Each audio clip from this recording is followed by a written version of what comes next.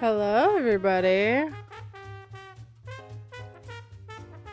We're doing Ace Attorney today. Back in it. We gotta get most of the way to done this week. Actually, we technically have to finish today. If we are to do it before my vacation. Uh-oh.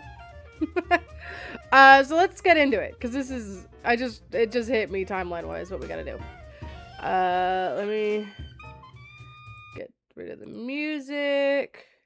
I'm back before Alex is even here. Well, yeah. Oh, hi. I'm back at the moment Alex arrives, I guess. Yeah. You're back and I think possibly using the wrong microphone. I do believe that. Yeah. I do believe that might be the case, yes. Am I? You sound a You're just really- lot you're just- louder and hollower. Just than really usually do. loud, yeah. Is that better? Yeah. Maybe. It sounds more echoey than usual. Is that I don't know why. It's like tinny. I used to be Okay. loud. I might just be talking louder than usual because it's the first time I've gone directly from talking to a person in real life to talking to my computer. I see. You gotta go back to your online voice. Yeah, I have to I have to be a little bit quieter because my perception of time is royally fucked. And I thought that we maybe had one more week, but we do have to finish this case today, actually. Because I am That's out of right. town next Friday. Maybe we do, but I guess we'll skip the bits for now. We will Earn bits to. I can't say 0. That's impossible. Yeah. 2? Two Bit whole starting. bits. Bit starting. you gotta get an alarm. No, it's allowed. So one thing we found out yesterday is that Soren was there at the crime scene. Oh, that's so loud. Jesus Christ! I'm sorry. What the I should have fuck was tested it. that? I should have tested it. I'm sorry. This is a bit now, Levi. You bit it. I'm part of the problem. I only hope that I can get some testimony from him that'll get to the heart of the matter. Holy shit. Mr. Wright. Good morning, Ellen. Look, I'm afraid you might not like the result of today's trial. Nevertheless... Don't tell me you're still thinking of going that route. Soren is innocent. He can't be found guilty. Take me instead. Ellen, please, try to get a hold of yourself.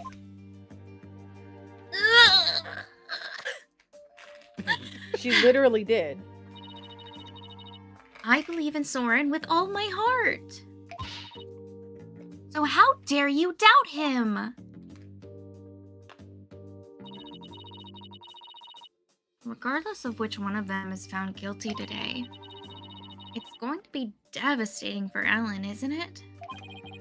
We'll just have to do everything we can. That's the best we can do, you know? Hold on. The trial's about to begin, Mr. Rat! Alright, let's go, Maya. Yeah.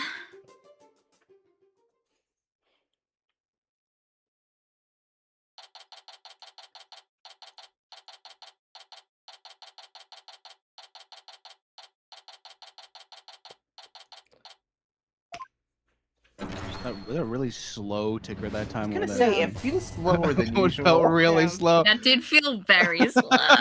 Yep. Like, damn, that's still going. Court is back in session for the trial of Ellen Wyatt. The defense is ready, Your Honor. It always just scares me. It's gonna get you every time. Prosecution is ready, Your Honor. Let's see now. Where were we? In yesterday's session, we found out about the Sprocket family's conspiracy to cover up the murder of Dumas Gloomsbury with a second reception. Taking advantage of our collective shock, the defense, as usual, made a nonsensical claim. Namely, that there was a third person present who struck the victim. Objection! Hey, don't try to make it sound like I made it all up. The defendant herself made a statement about the existence of a third person, and further investigation has only proven her statement to be true.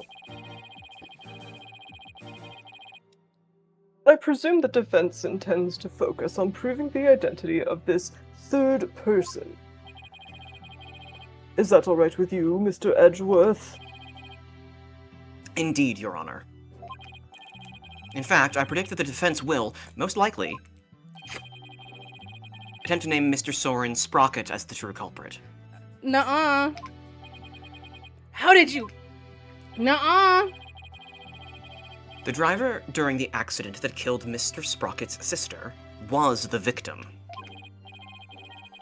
Therefore, Mr. Sprocket had a motive to murder Mr. Gloomsbury. That's what you plan to assert, is it not, Mr. Wright? Am I that transparent? Come now, Mr. Wright, do you really think the police wouldn't uncover this information? Congrats on getting it in one, Mr. Edgeworth. And Getting by it in I one? mean mean. Oh, getting it in. Oh, okay. Getting it. I got. All right. I did not. Wow. Okay. No Yeah, bit. apologize for congrats for getting it in one. Yeah. Okay, that's a lot better than what I was saying. I was trying to figure out what Alex thought it was and not. I don't know who this is. It's probably Ellen. What? But I do. you're wrong. Soren didn't do it. He's innocent. Miss Wyatt, please. He's innocent, I tell you. What is this, Mr. Wright? The banging lined up with her saying innocent in this text box. It was really fun. But your claim about the existence of a third person came from the defendant.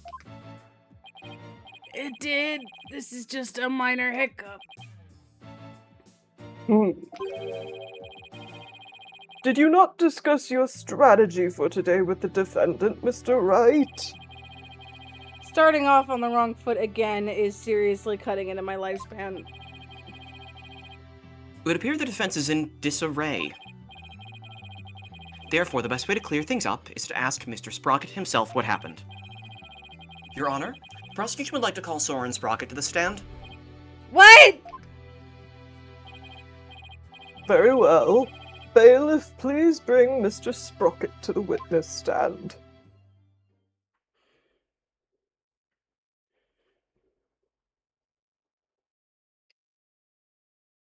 We really had to look at his feet for a while there. Mm-hmm.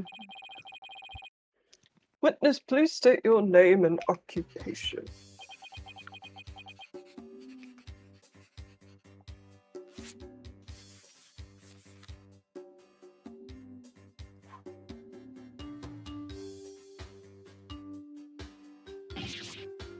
Pretty good throw. Oh, Mm-hmm. Across the whole hall. there's something written on this paper airplane. Let's see. Soren Sprocket, Managing Director of Sprocket Aviation. Mr. Sprocket, please give your answers in words, not paper airplanes. It'd be so funny if it's not the butler. Well, Matt, there's only 3 people in this case. One of them is the defendant. The other one I'm is the pretty guy we're sure- accusing now, which is pretty early to be accusing someone. And the other one's the butler. So I'm pretty sure it's Manfred von Karma having made it back from the Korean mountains. Yes, exactly. Oh, they're gonna say back from the dead. Same thing. Same difference.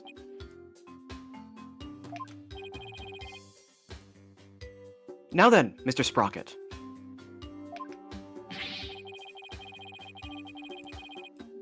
Please tell that doubting lawyer there what really happened at the time of the crime. Mm-hmm. Well, Mr. Sprocket? Mm-hmm. Mr. Sprocket! All right. Gah. You want me to talk about what happened when the crime occurred? In other words, after the first wedding reception.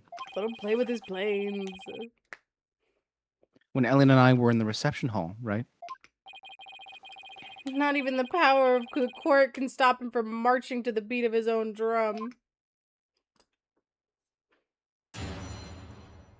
It's just all dots. What's Soren remember? Remember. I was stabbed by Dumas in the reception hall, and I collapsed to the floor. The next thing I saw was Ellen and Dumas on the Vista deck. I knew Ellen was in danger, so I headed for the Vista deck. But when I got there, Dumas was already...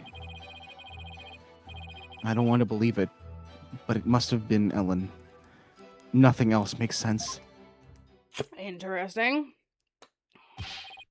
Wait just a minute here. You actually think Miss White killed the victim? That's right. Dumas was killed by Ellen. This is unbelievable. How can you suspect your bride, the woman you love? Objection!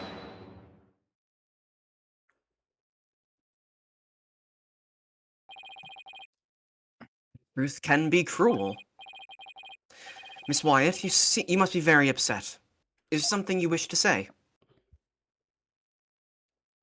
No! No. I can't believe this. Soren, No! I thought that at least you would believe in me.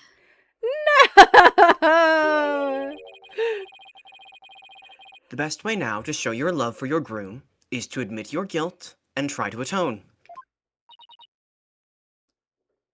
Soren. Hold it!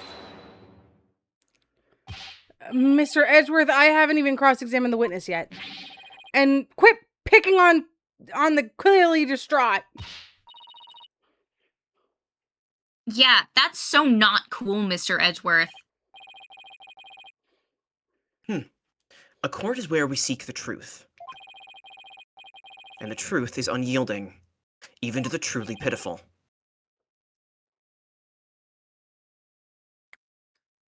Mr. Edgeworth, I find it distasteful to make a lady cry.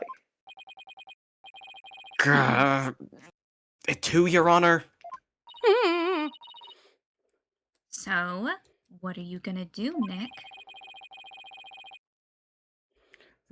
If the third person Ellen saw on the Vista deck was Soren, then we have to prove Soren was there at the time of the murder. I don't see any obvious inconsistencies in his testimony, but we have to push forward.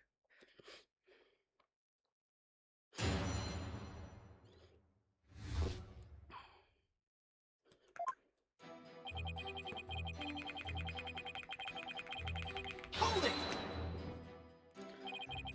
Please tell me everything you can about when you got stabbed. Sorry about that. Yeah. We thought you were stabbed. Oh shit, that's me.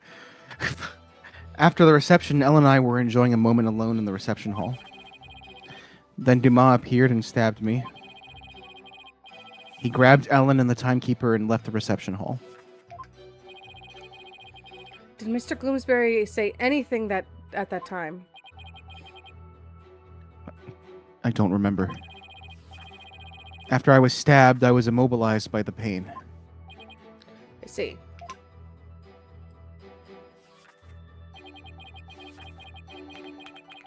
Hold it! The Vista deck, huh? But it was nighttime then. Could you really see them in the darkness? The moon was out, so I could see them clearly. From the looks of it, Dumas was trying to push Ellen and the timekeeper off the side. So you saw the defendant. About to be thrown off the airship, you say? That's right. In such a desperate situation, it would only be natural for her to fight for her life. And the murder weapon was right there within her grasp. Ugh, this isn't going well at all. I've got to do something fast. I mean, I think the obvious answer is that his blood was on the Vista deck. But, you know. Hold it! I understand that your bride was in danger, but were you really able to move with a stab wound to the gut?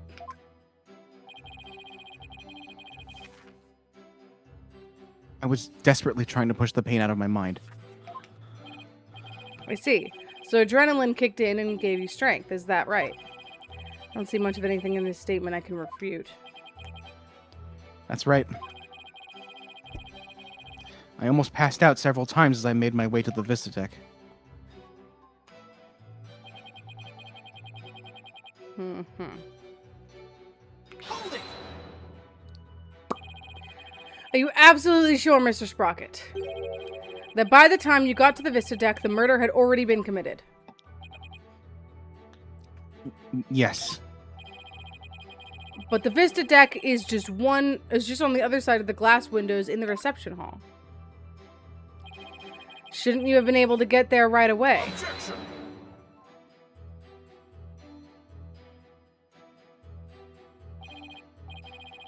Mr. Wright, have you investigated nothing?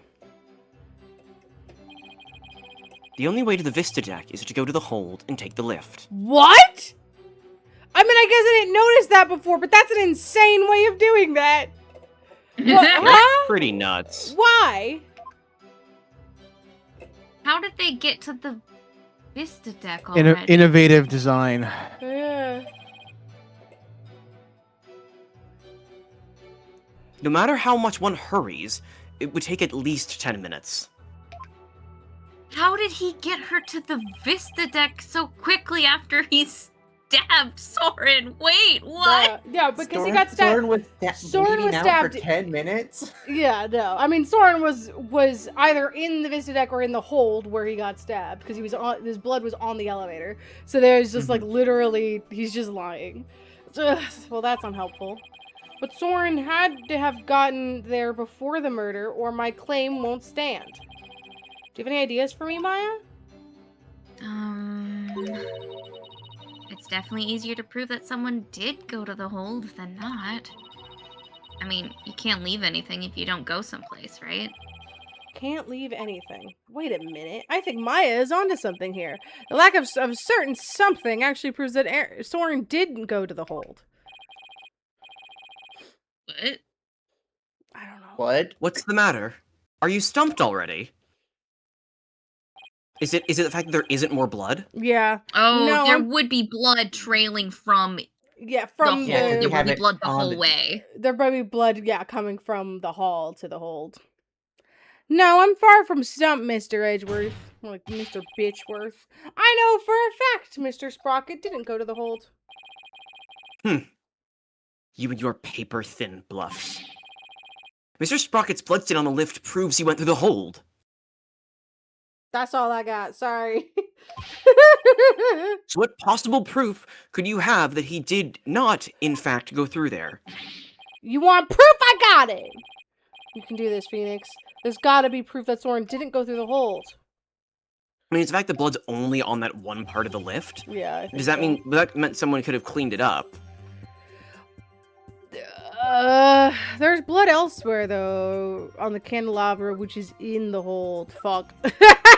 Which was, in fact, in the hold. Well, we can't see anything here. That's all foggy. Oh, wait. Was the hold the place that had the key card scanner? Yeah.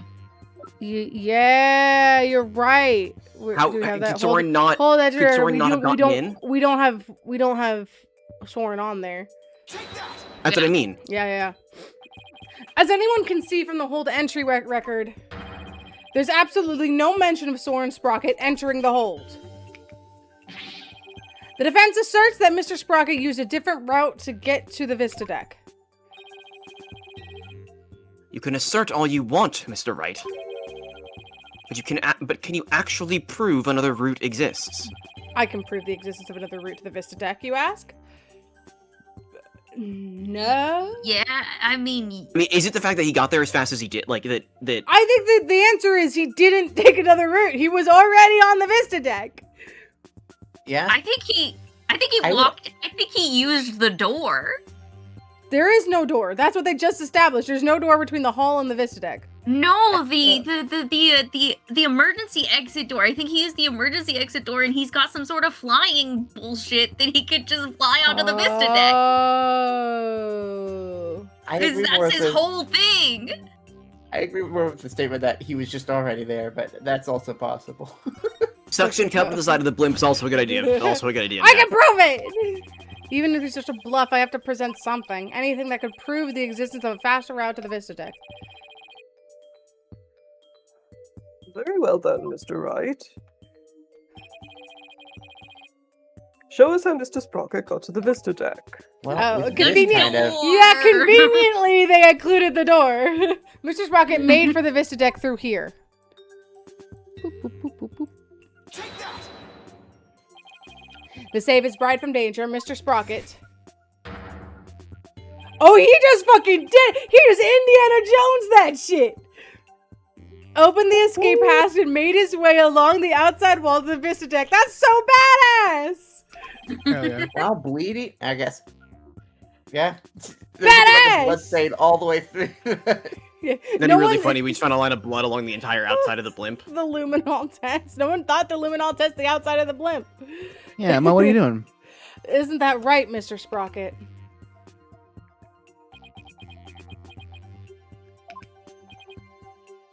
Hmm.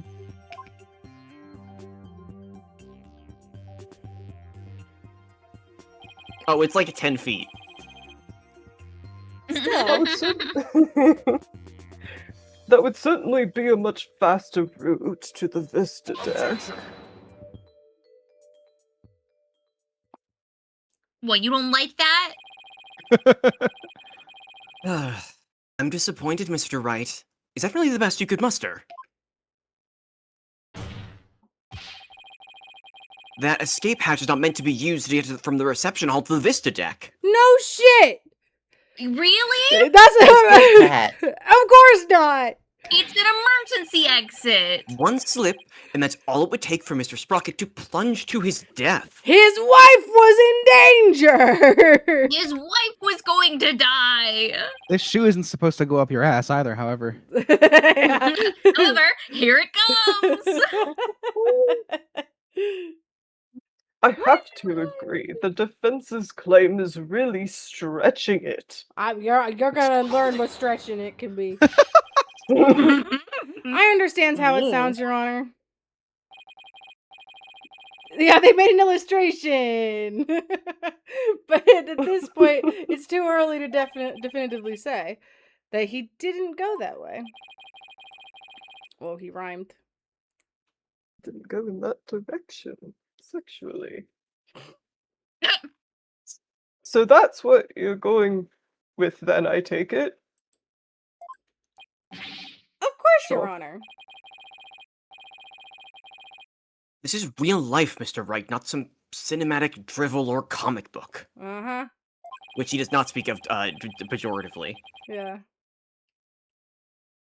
Do you have some sort of logical explanation to share that would convince us of your claim?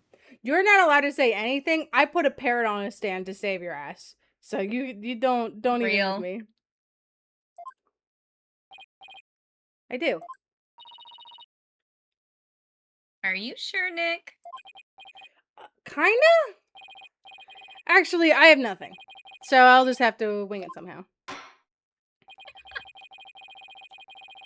On what do you base your theory that Mr. Sprocket made his way along the outside? These nuts, Your Honor. My theory that he was able to go along the outside of the wall despite the danger is based on the power of money. The power If he of fell and money. broke all his bones, he has great health care. Yeah. To save the bride that he loves, the groom risked his life and rushed to her side. Mr. Sprocket was able to make it to the Vista deck despite the danger. Because of the power of love! Power of love? You saying you wouldn't, Mr. Judge? Should we You're tell not gonna Mrs. save your Judge? wife? that love is a source of strength that can help one overcome any obstacle. I think I can relate, thanks to my own long, happy marriage Oh to my my God. wife. Good. Wow. Otherwise, Yeah, I she would seems tell nice. your wife. The power of love, you say? That kind of illogical argument is hardly viable in a court of law. You never seen a You're mom? not viable in a court of law. You never heard of a mom like lifting a car to save her kids? Like, shit happens. Adrenaline, baby. Wouldn't you agree, Your Honor? No.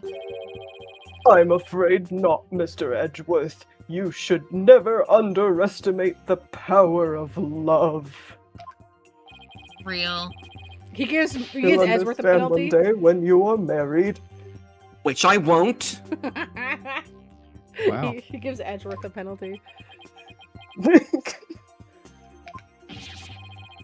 Exactly what is so wrong with wishing to remain unwed? Me when I get you. I'm gonna get your ass. Way to set him off, Your Honor. We already had this conversation. Gay marriage is legal, Edgeworth. Never mind all this unscientific nonsense. Like gay marriage. Like gay marriage. Are you aware, Mr. Wright, that at the time of the crime...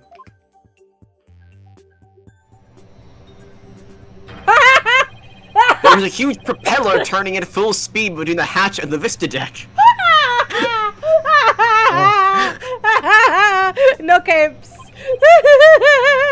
Even if a person were to go outside through the hatch,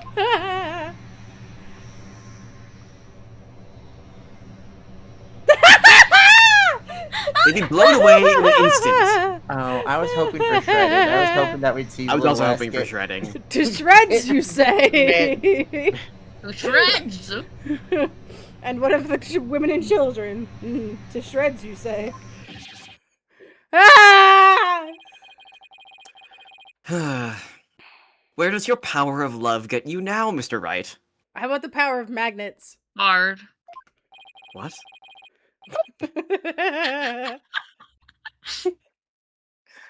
A huge spinning propeller, you say? In that case, I have to admit, it does seem impossible. I should have known! Nick, you can't make that kind of face in front of your client. The worst of times are when lawyers have to force their biggest smiles. Okay, Mia. Right?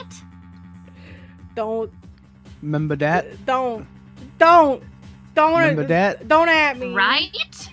I don't remember it all and I shan't. Right. I feel like I just saw Mia looking out at me through Maya's eyes. Hey, shut the fuck up. Shut up. What's wrong, Nick? Why are you gaping at me like a giant sunfish? Also, is that the only time they have named Maya in this game? Mia? Mia? Yeah. Mia? Yeah, Maya's gone nameless. Just that girl. The girl I hang out with. Thank you, Maya. You helped me remember something really important. There it is. There's that fearless smile I was looking for. Reminded me of your sister's massive brain. Now give us a mind-blowing theory, just like you always do. I have to turn my thinking around. Instead of wondering how Surin could have moved past the huge propeller, I have to think about why Surin, what would have made it possible for him to do so. Your Honor. Mr. Wright only makes the...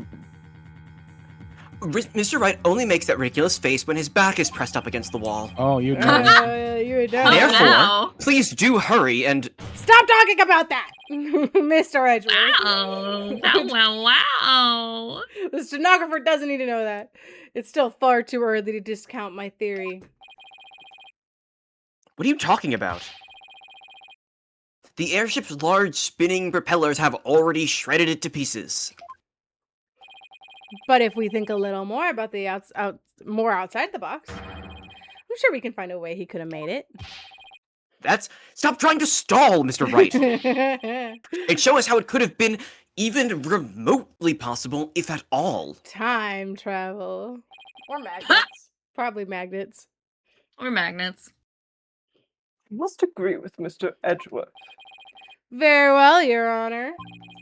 There must have been a way. Some way Soren could have moved along the wall in spite of the propeller. Have you considered the propellers were off? Maybe. That's also possible. I think that's the option I'd go with. Now It's then, Mr. docked, Wright, yeah. what specifically would have made it possible? This is how it would have been possible for Mr. Sprocket to get to the Vista deck. He got to the deck some other way. The airship wasn't flying.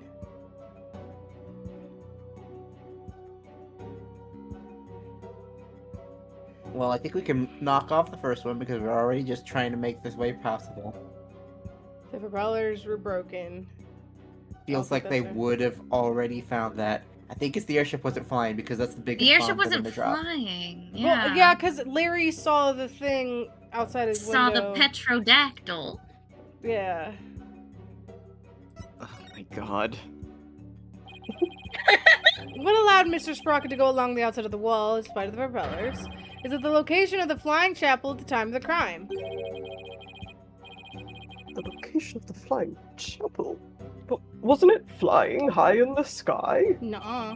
No, Your Honor, I'm afraid it wasn't. What? Then where was it? Up your butt. At the time of the murder, the airship wasn't flying through the sky. It was moored to the ground. What? And if the airship wasn't flying, then that means the propellers weren't turning.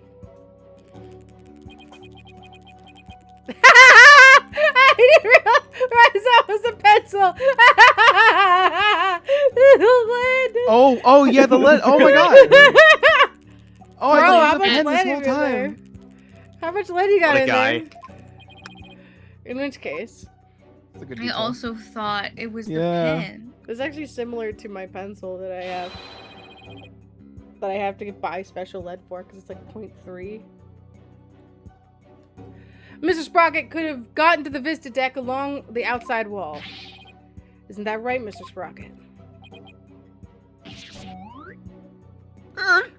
Oh! Ow! I don't remember. Ouch! Ow. Oh my god, he was spinning too close to the sun. Ow, he stabbed himself with his pencil. It's gonna leave a mark. Objection! Even if the propellers weren't turning, it would have been far too risky to go that way. Ah, but Mr. Edgeworth, you're forgetting about the power of love. Yes, the amazing power of love. We've talked about this, the power of love. Not this again. The power of love compels you. Very well. For the sake of argument, let's assume this so-called power of love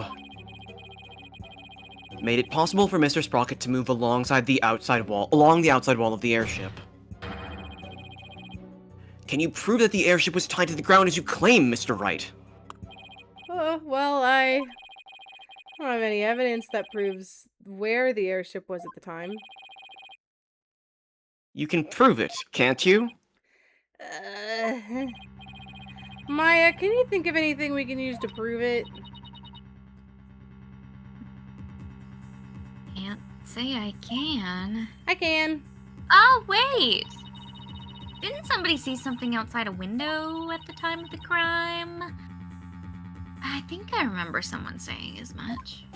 If you're gonna spell it out, spell it out. Do I have a piece of evidence that shows what was outside of the airship? Well, what are you waiting for? What I'm waiting for is I actually need to pee so bad, and I'm so sorry that I am doing this immediately into the stream, but I gotta pee. And I'm desperate. piss. I'm sorry. Go Pigs! SMH. I'm SMH. I'm unsubscribing. desperate.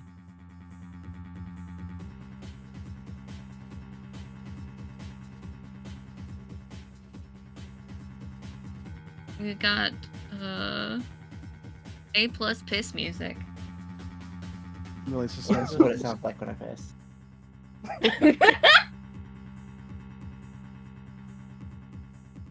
Kissing.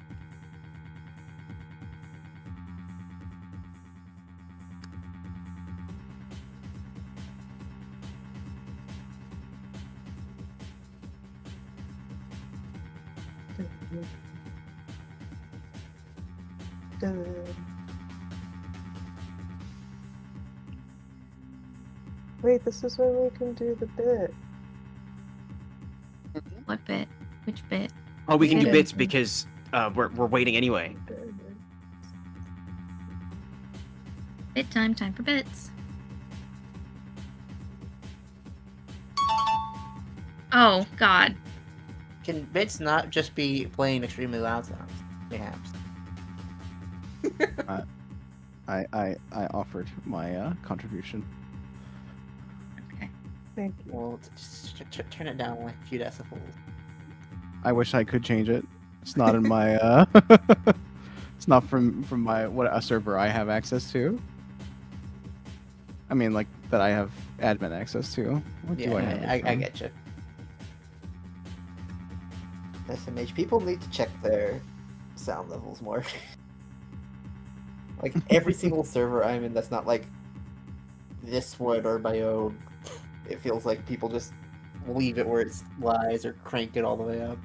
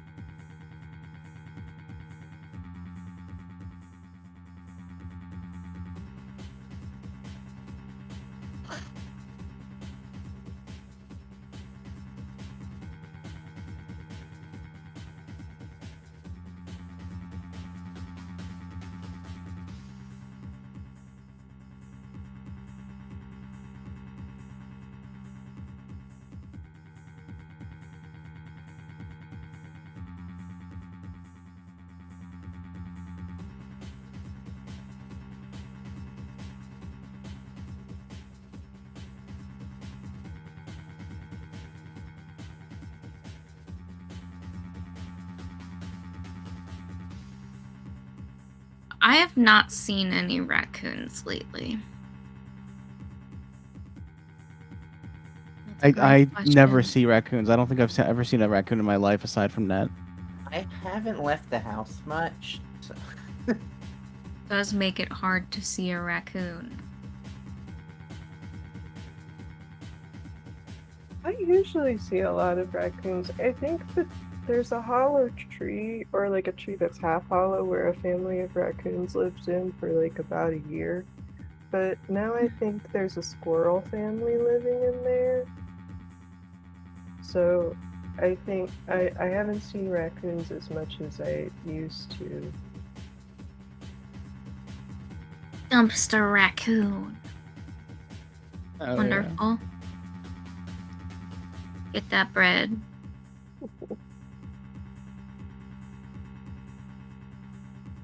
I do occasionally hear them screaming in the backyard, though. Squirrels do love to scream.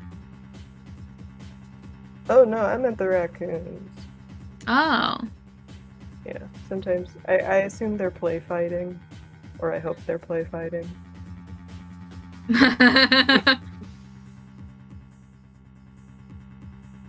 Hard to say. Hard to say.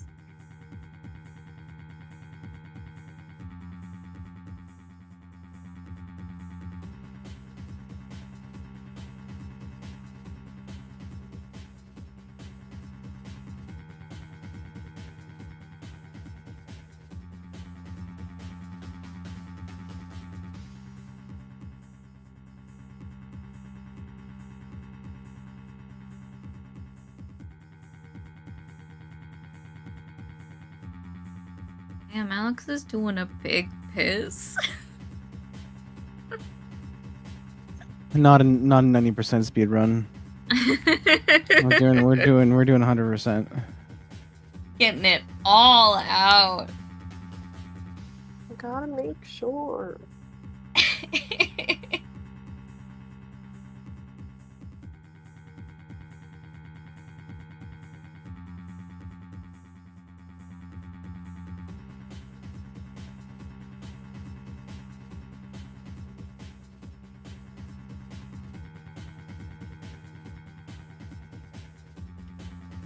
Anyone do anything fun this week?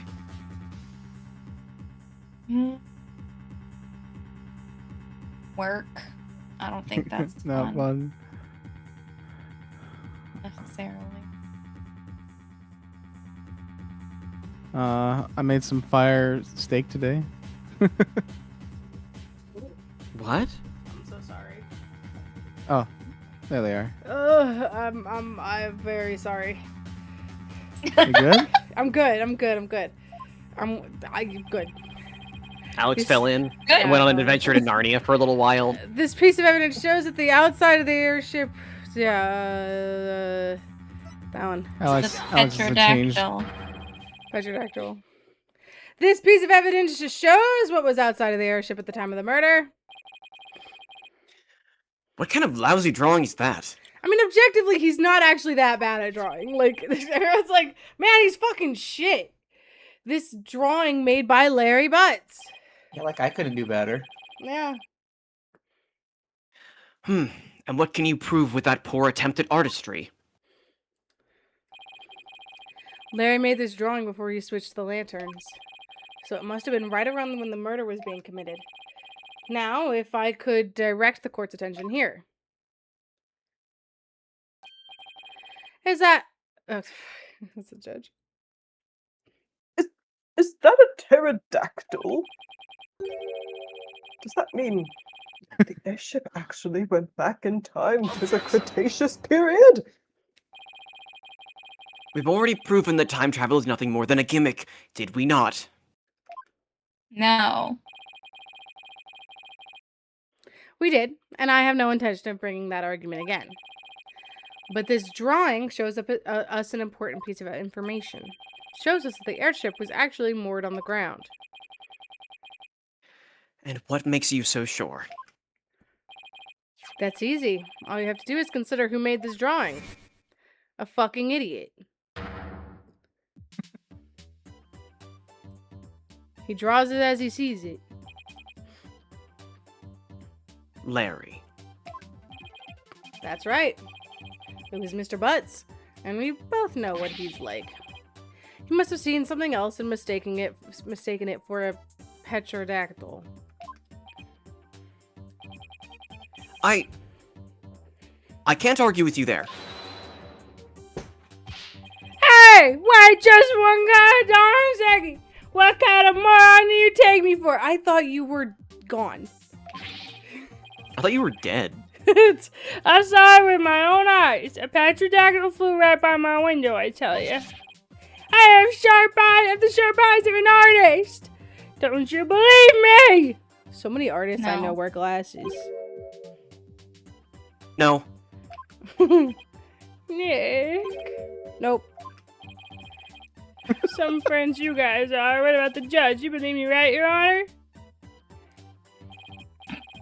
I'm sorry, but I'm afraid you need to leave this courtroom. Fateless, if you would. The immediate contempt.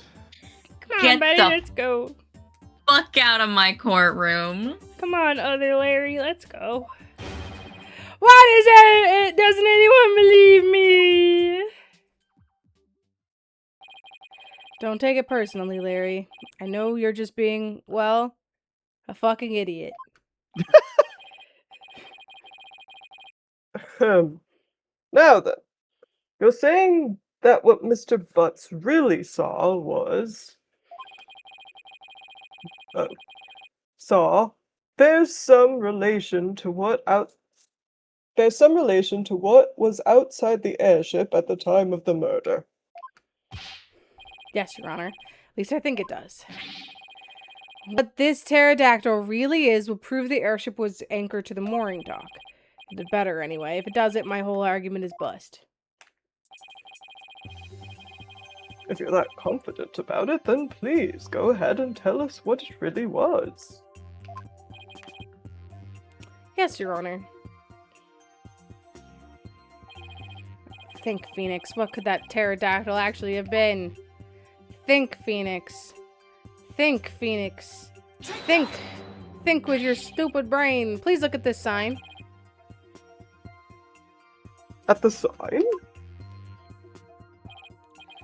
It appears to have been broken and then repaired.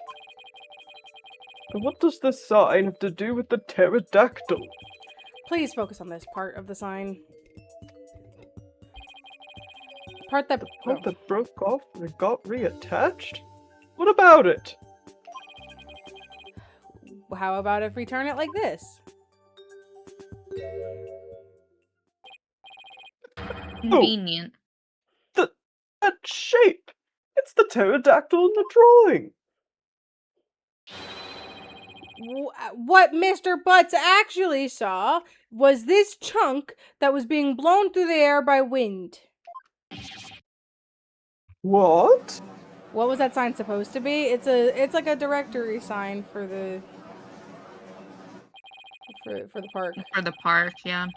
On the day of the murder, there were some heavy winds in the area of the mooring dock. But it's hard to imagine that this sign would make it up as high as the airship would fly. That means the flying chapel must have been anchored at the mooring dock that night. Isn't that right, Mr. Sprocket? Also, ignore the fact that I said that there was a lot of wind, which also brings us back to it was difficult to climb on the outside of the ship. No. Objection! Oh, I just heard you say that and assumed that that was Levi making the noise. It's fine. That's more than enough of this power of love nonsense, you pop culture junkie. Present all the proof you want, but your argument is based far too much in conjecture. That's bold to assume that Phoenix knows anything about pop culture. You know more about pop culture than Phoenix does. Why don't we return to reality now? What do you mean, too much conjecture? No such thing. Even if the airship wasn't flying, that alone doesn't prove the witness went along the wall. True. Even now, it's no more than a possibility. He's not embarrassed you found out. He's embarrassed. Doesn't sound badass. That's fair. Then how do you propose Mr. Sprocket got to the Vista deck, Mr. Edgeworth? I noticed something as I went over the evidence.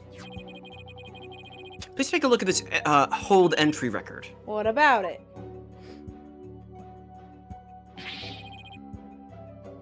I don't see Mr. Sprocket listed on here anywhere. Don't you remember? In yesterday's session, we had a very similar kind of argument. Did we? Honestly, Mr. Wright, are you going senile already? We talked about Larry Butts using the defendant's keycard to enter the hold. Oh, we did talk about that, didn't we?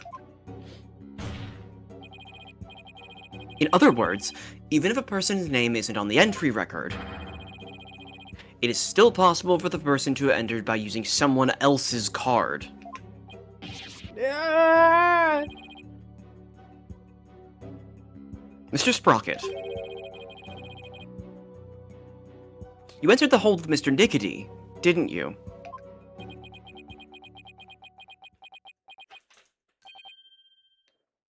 I did. What? Why didn't you tell us that in the first place? Pierce is indispensable. I didn't want to mention him unnecessarily and risk having him wrongly accused. I couldn't do without him. Mr. Sprocket, I ask that you testify in greater detail about your movements that night.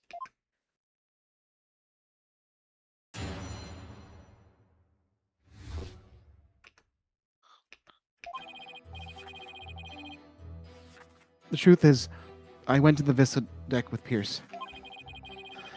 That's why my name doesn't appear on the hold entry record. I was badly injured from being stabbed, but I was frantic. By the time we reached the scene, it was all over. Well, this doesn't help me one bit. Mr. Sprocket, you've concealed information from us time and time again. Who do you think you are, treating this court of law with such irreverence?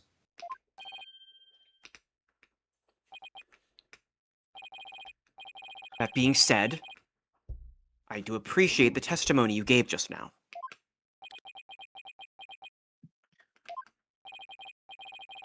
Thanks to you, we now know why your name doesn't appear on the entry record. Now there are no more inconsistencies in the witness's testimony. Ugh.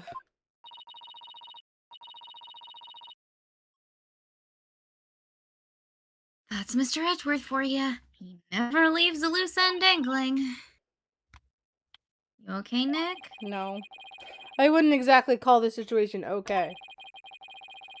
Somehow I have to coax the information we need for an opening out of him. Even if I even can, that is.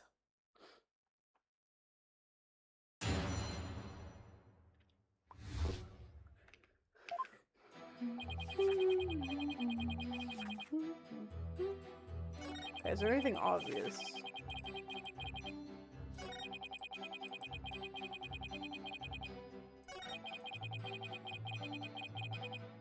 Okay. Hold it! You didn't mention this because you didn't want Mr. Nickety to fall under suspicion. Is that because he has something to hide? I just didn't want the police to take up his time with all their questions, that's all. Neither the company nor the household would function smoothly without him. I see. Wow, it sounds like Pierce is absolutely indispensable to the Sprockets. Anyway, getting back to your statement. When did you meet up with Mr. Nickety? We met up on my way to the Vista deck. I think Pierce and some of my relatives were on another floor. But Pierce heard the commotion and came running to my aid. He could hear the pandemonium all the way from another floor?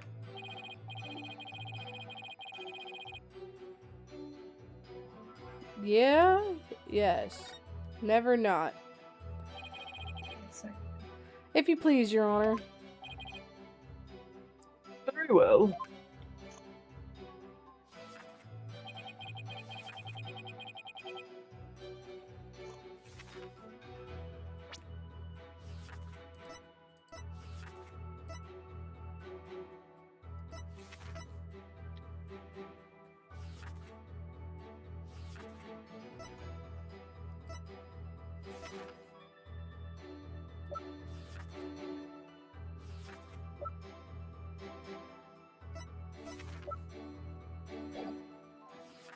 Hold it!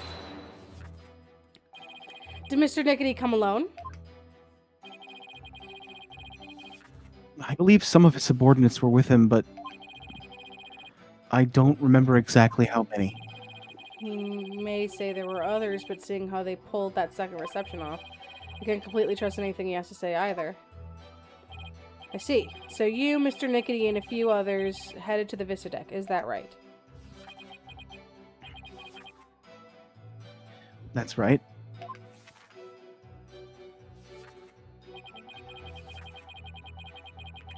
Hold it!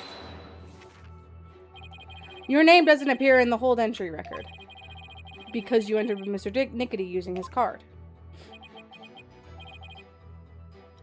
That's right. So I guess the hold entry record doesn't matter as much as we thought. But now Soren's saying he was with Pierce and a few others. It's pretty tough to refute that statement. What's the matter, Mr. Wright? Cat got your tongue? Did you finally realize there's no point in continuing this trial any longer? Of course not! With that smug look on your face. Wow. Mr. Sprocket, please continue with your testimony.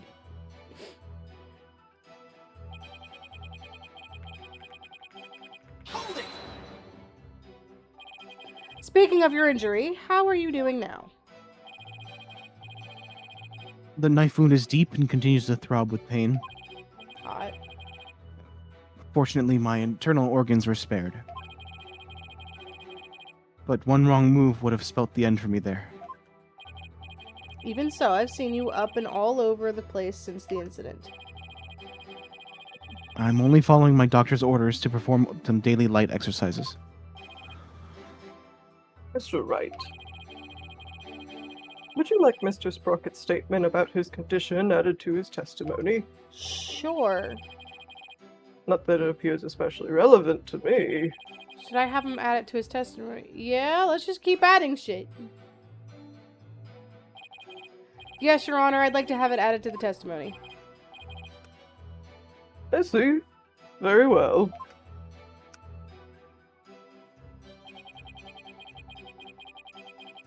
Knife! You said knife! The knife wound is quite deep and continues to throb with pain. You're right! Knife. A knife, you say? Objection! A A knife, knife! you say? Mr. Sprocket, No. you just said your injury is a knife wound, didn't you?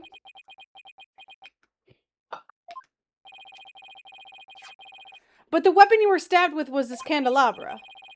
In fact, I know you're. I know you're quite aware of. That's why it keeps fucking hurting. It's still in him. Yeah, it broke off. Oh, Ouchies. Very well. This is what I heard directly from Master Soren himself. As you surmise, Master Soren was stabbed by Gloomsbury on the day of the murder. It happened after the first wedding reception. The happy couple was in the reception hall when suddenly Gloomsbury appeared. He attacked Miss Ellen and tried to take her away. Master Soren went to stop him, but found himself in a struggle with Gloomsbury. That is when Master Soren was stabbed with the candelabra, he said. That's what I'm saying. Get that fucking metal detector. Objection!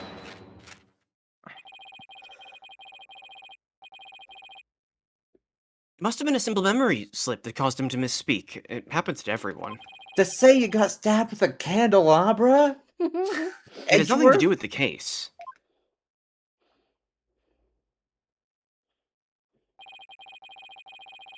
You must be pretty desperate to put out something so minute. A candelabra? That's his entire thing, dude. Like, that's... He does this, Edgeworth. You know he does this.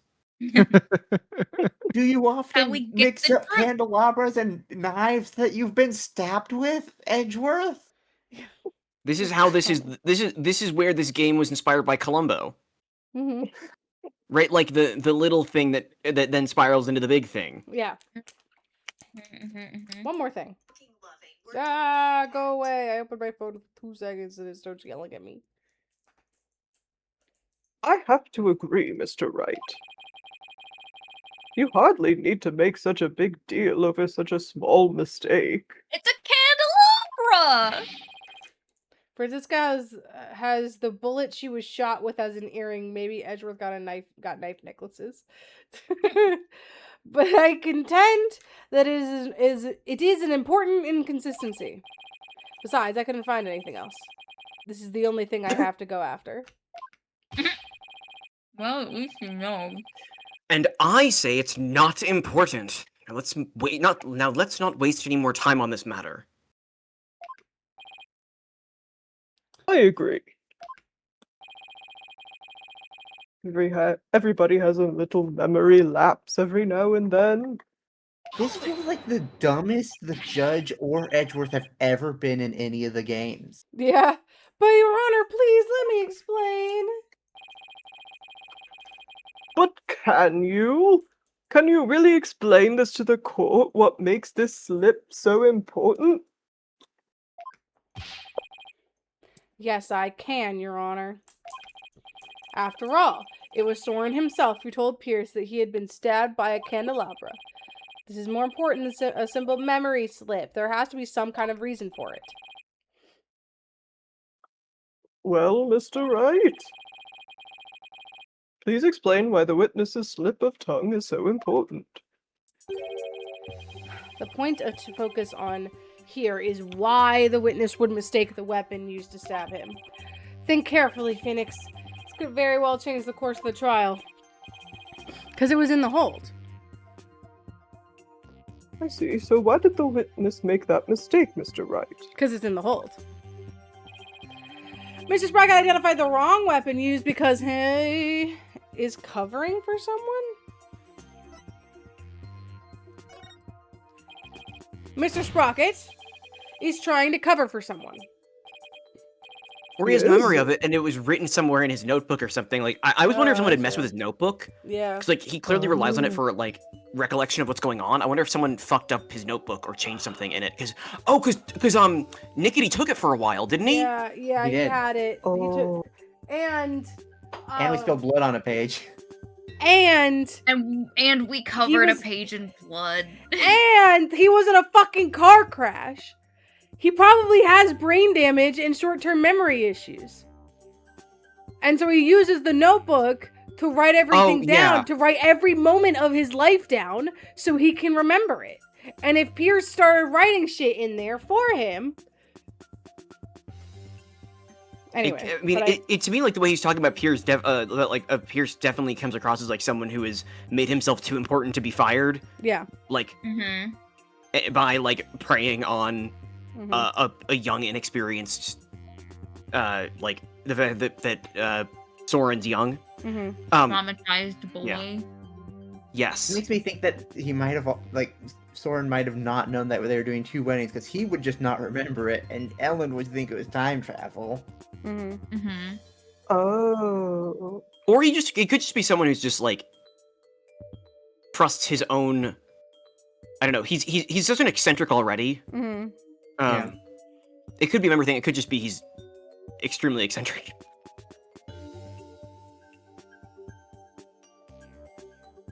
He is? And who might that be? Well, Mr. Bloomsbury, maybe? Yeah, this is wrong.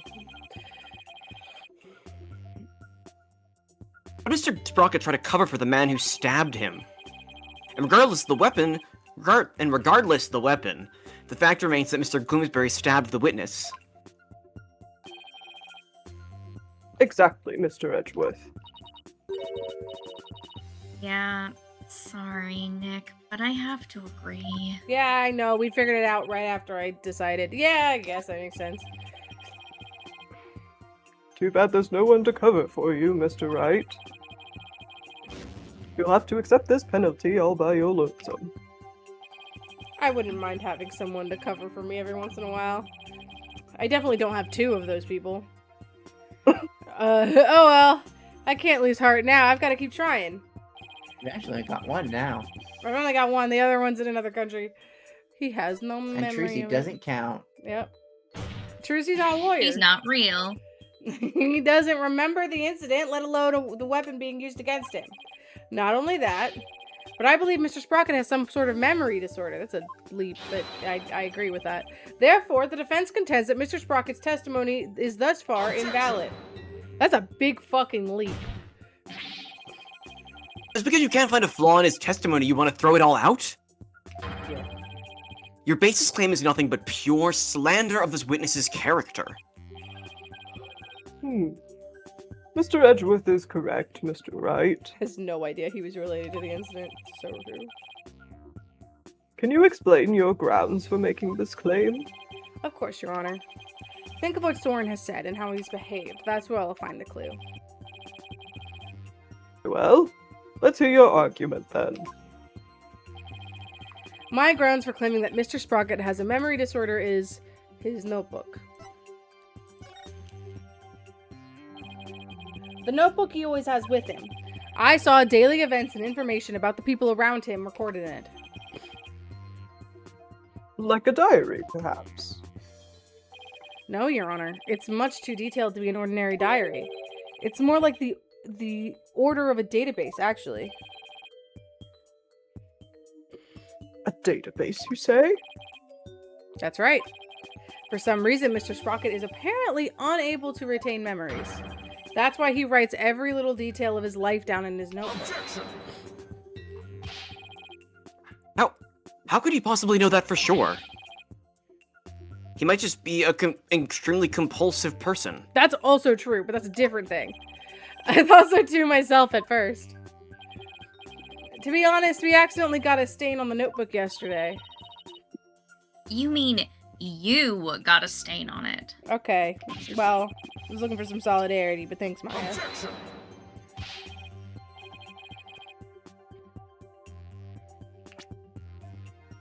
Hey, you're the one who tried to grab it out of my...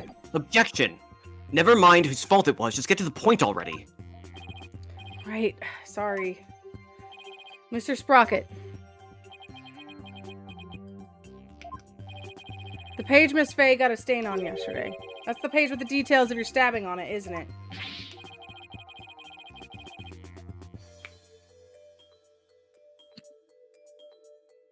No, I only write in this notebook because I'm very compulsive. Now drop the subject already. Sorry, but I'm not convinced. I noticed an odd fact about your notebook, Mr. Sprocket. On earlier pages, you used it to write down invention ideas. But after a certain date, you started writing down a lot more, and in much more detail. I believe your memory disorder stems from what happened on that date.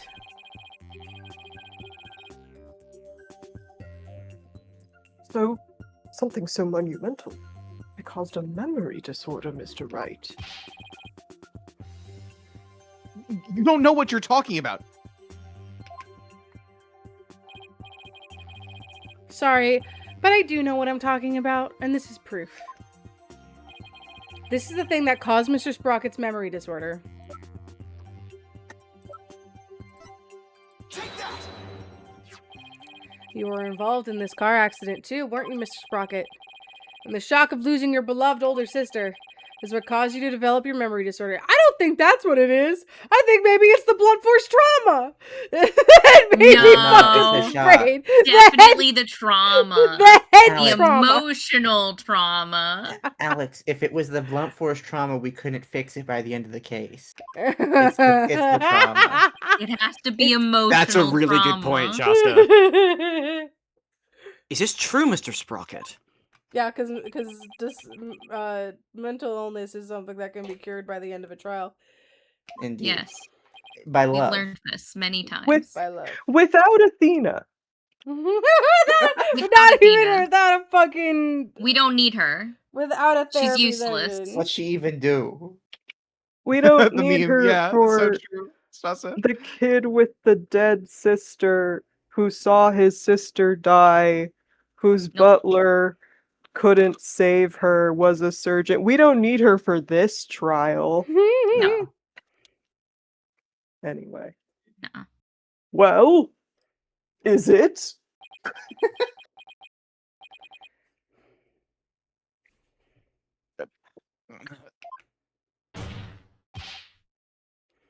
Mr. Sprocket!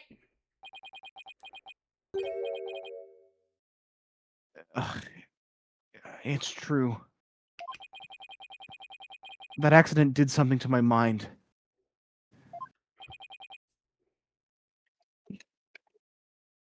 What? Nani? Ever since that day, every time I go to sleep, I lose my memories. Oh, shit. And Okay. when I wake up, the most recent thing I can remember is the day I lost my sister. It's 51st. Jesus. We're It's 51st dates in dates. this shit, huh? He did it. Fucking Ellen did a 51st dates. Oh my god. I mean, that would explain why Piers is so important. Yeah, because Pierce is like the only one who knows. Oh my Or like lord. that Piers is keeping, like, between Pierce and Ellen, they're keeping the house together, right? Yeah.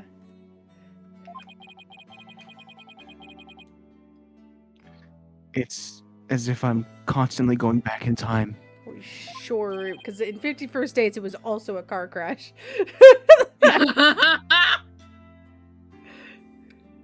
What? That's truly tragic. An inconsolable time traveler who goes back in time whenever he goes to sleep.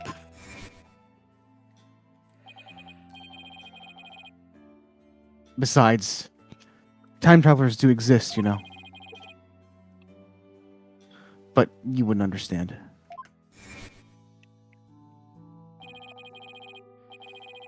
So that's what Soren meant. He was talking about himself.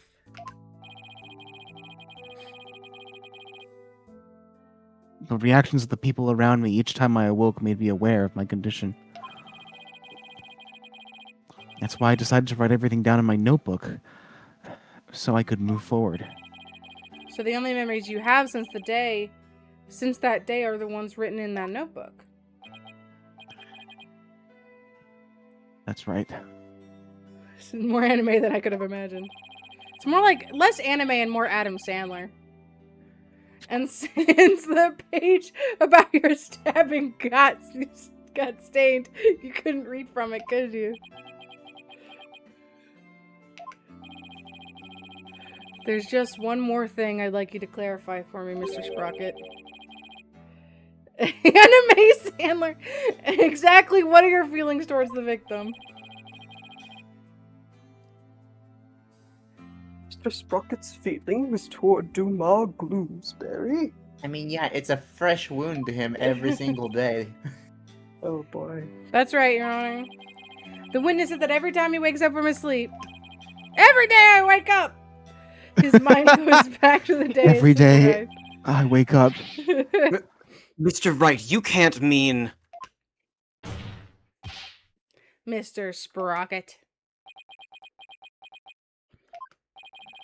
Your pent-up feelings of anger and resentment towards Mr. Gloomberry for the accident were renewed each and every time you woke, were they not?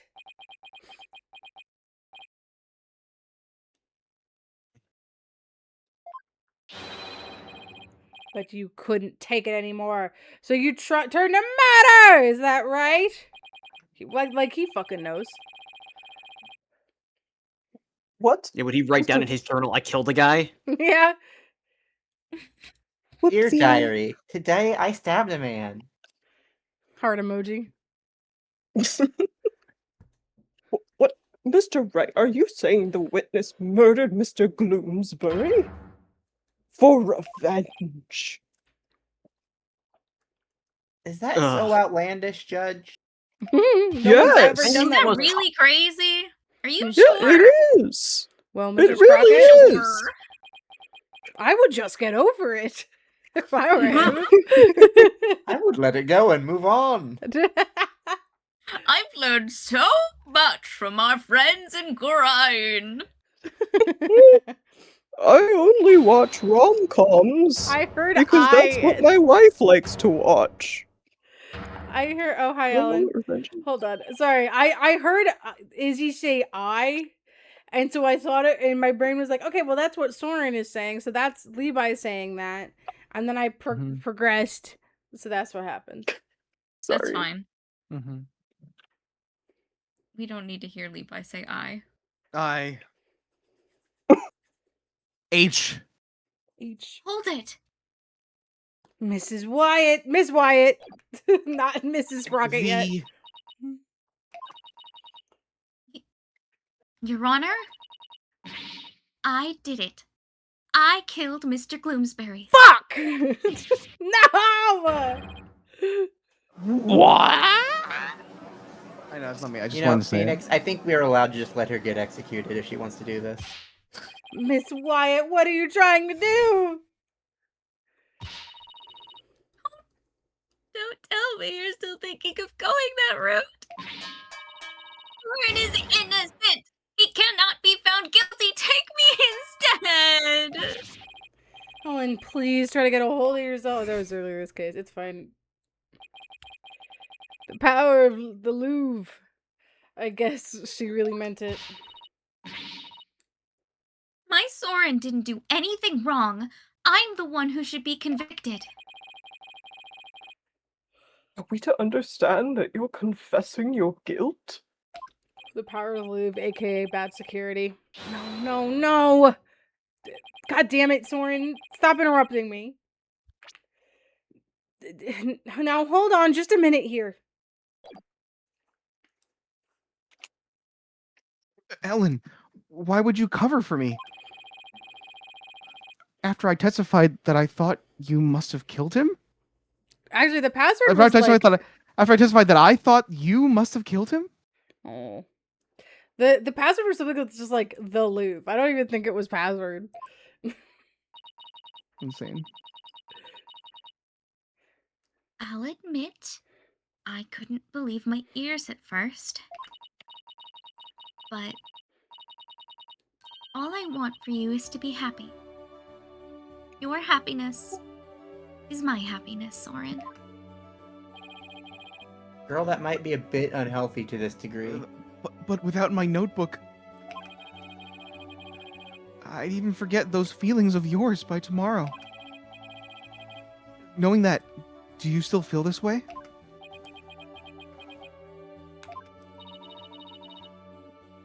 You've loved me all this time. Same way you did before the accident. Oh, they were together before the accident. Okay, I've been kind of thinking in my head, has he had to write down, hey, you're in love with this girl every single day? That's how I know that you're the same person I've always loved. Aww. You wouldn't No have to write it disorder every. can change that. Wouldn't have to write it every day because it seems like he rereads the whole thing every day Oh, right. in order to have memories, which just Yeah. means he just spends an ever increasing amount of time in his room every day in the morning. Yeah. Or gets faster at reading. Well, no, he doesn't. He doesn't learn anything. He doesn't I learn like the anything. idea of him like getting betrayed or like learning some new information in the future that makes the old information false. So he has to go back to the previous day where like he said, and then this happened, and he has to like cross it out and be like, go to this page. To Yeah, see see page. See page this. Have to choose your own adventure. Yeah. Liner notes. Ellen, It's full of sticky notes. Your Honor, there are two things I'd like to correct. Maybe at night he like marks the relevant pages. Because Right. like here's all you need to know for the next day. Right, yeah. Check this out if you have time. 2 corrections? What are they? First of all, I want to withdraw one of my statements. That's right. Dumas was killed by Ellen. Without memories to rely on, I took the police completely at their word. That was your first mistake. You can't be serious. So that means Soren never really doubted Ellen in the first place, did he, Nick? Literally untrue, but that's fine. That's still doubting. Ellen really does love Soren with all her heart. He didn't doubt her. He just trusted the police more than his fiance. They said she's a murderer. He's like, yeah, cool. I guess she's a Yeah. murderer. Wow. But in order to save her, he is a business owner, and that's their number one priority. I still have to go to I still have to go after Soren. I hope you can forgive me, Ellen.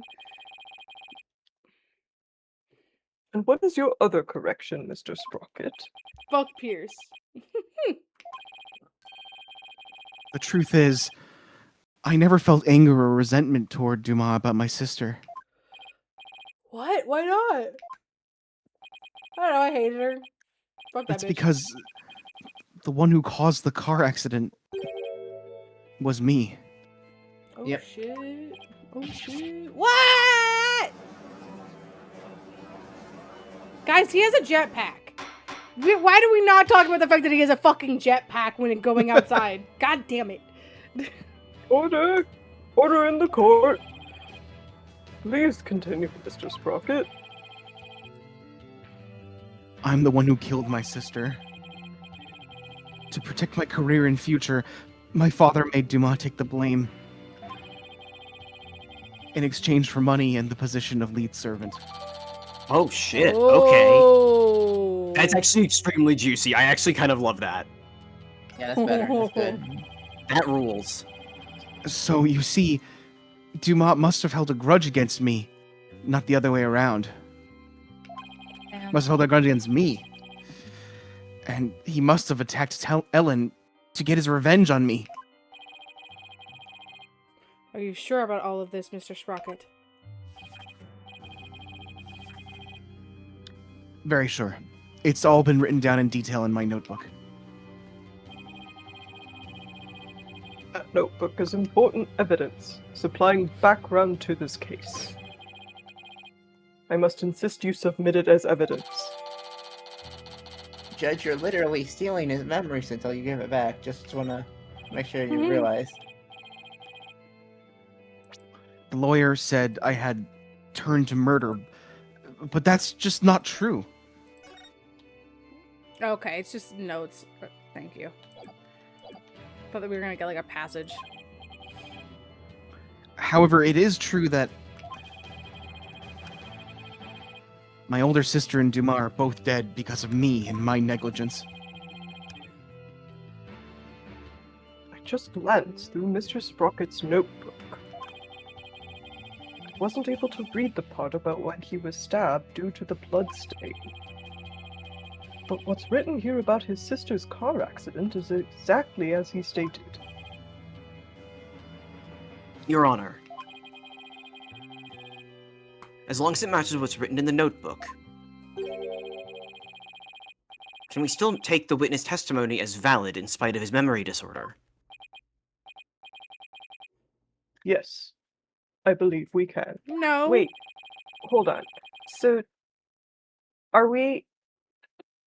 I'm unclear, does he have a memory of the car accident himself, or has he lost his memory of the car accident and he just believes that this is what happened? He seems to wake up the next day. So every day is the day after she died to him. Yeah. Okay. So he has a very clear memory of what happened. I understand now the witness's memory is in disarray. But if what Mr. Sprocket himself wrote in this notebook is true,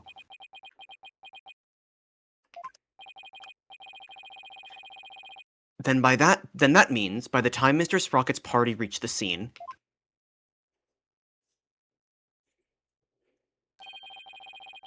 the victim had already been killed. That's right. I'm still in the same bind as before. Should I really simply accept the contents of the notebook as a substitute for Soren's memory? Well, Mr. Wright, what do you think?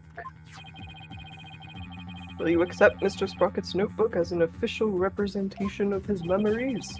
Will I accept Mr. Sprocket's notebook as an official representation of his memory? Why did we not? Okay. No. Because it can be modified. Wait a minute, Your Honor. The defense requests a chance to examine the notebook to see if it's trustworthy. Very well, but be quick about it. Thank you, Your Honor. So, how should we examine it? Spin! Well, we should look at it from all different angles to see if there's anything suspicious. Spin!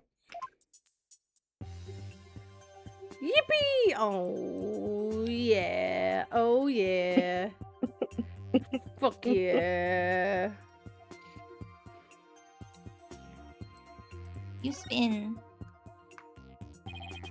There's no point if I don't look at what's inside. I have to open it. This is a small notebook. With your permission, Soren, here I go. He has not had a lot of memories. Yikes! Oh, that's just a page of mine I got all stained. I guess Rorschach. it's not going to be very helpful at this moment. Just keep going. This is the last page where there's writing. I did it. Something about this page doesn't sit right with me. Hold on. Let's look at the papers that we've had. That one's not lined. Do we have... We don't have the one I don't think we have anything Ellen... torn. Yeah. He has that.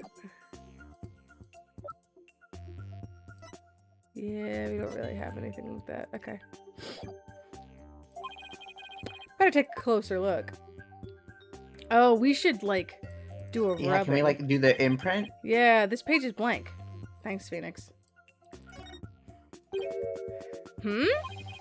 This page has been torn out. Looks like there was something written on it. Wait, noticing that isn't why you stopped here, Phoenix? Looks like a page has been torn out here. Mr. Sprocket, do you know what was written on it? Yeah, Phoenix. I'm sure he does. Oh, that? I often tear out a page when I write somebody a note. I probably wrote something down for somebody, tore it out, and gave it to them. Let's watch the whole animation. Also, wrong page. Whee! Bonk. Oh, yeah.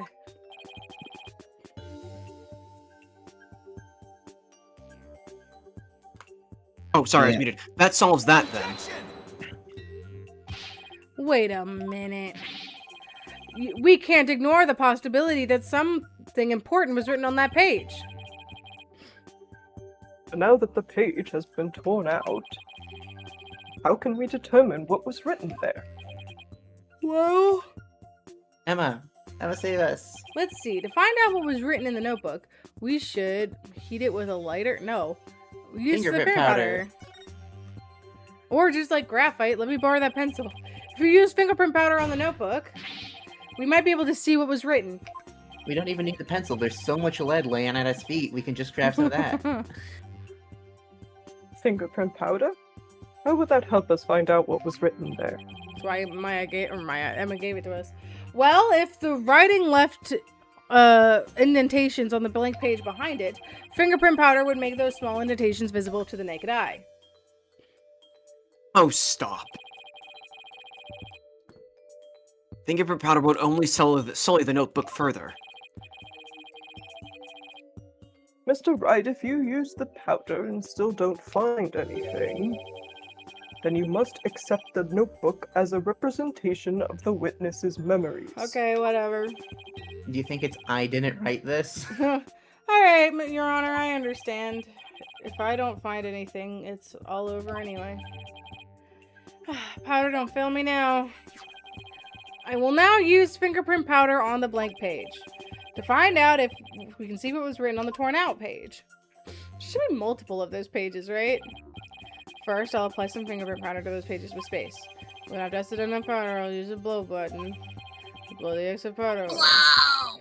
If something would appear, I should switch to analyze mode Q to point out what came out, confirming my choice. Yeah. Oh lord. See, guys, we don't need women. We have Phoenix. Same thing. Basically the same thing. Oh right, they took all the joy out of this. He's one of the girls. You have a lot of powder, though. Yeah, but they also took all the joy out of this. Sorry. Because I have to click and then press space every single time. Can't go gremlin mode on it anymore. Yeah. Slap. Slap. I started it.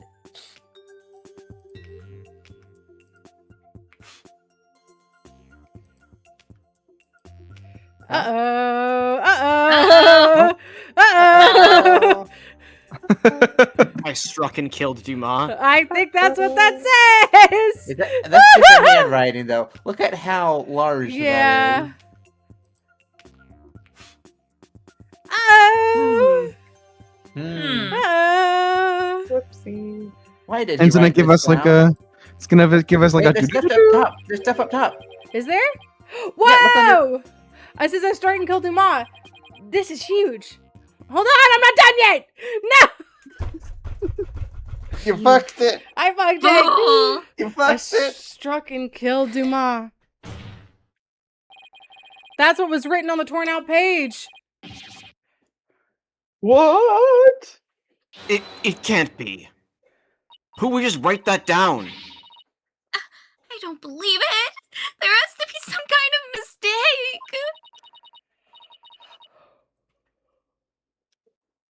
Soren would never, could never. Let me at it again. Let me at it again. I Miss don't think White. we're gonna get to. Bailiff, please get the defendant to the infirmary at once.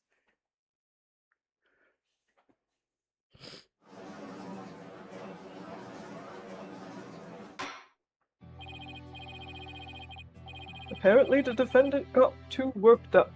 She's resting in the infirmary as we speak. Now then, please continue, Mr. Wright. Yes, Your Honor. This notebook is all Mr. Sprocket has to remember things by. With this critical page torn out, not even Mr. Sprocket himself knew the truth of what he'd done.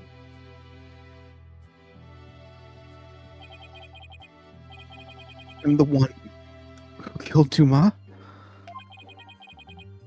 So it wasn't Ellen. Oh, thank goodness. Mr. Sprocket, does this mean you were at the crime scene during the murder after all? Ah! I don't fucking know. I guess I must have been. I need to move my fan from inside my room because it's fucking hot in here. Hold on.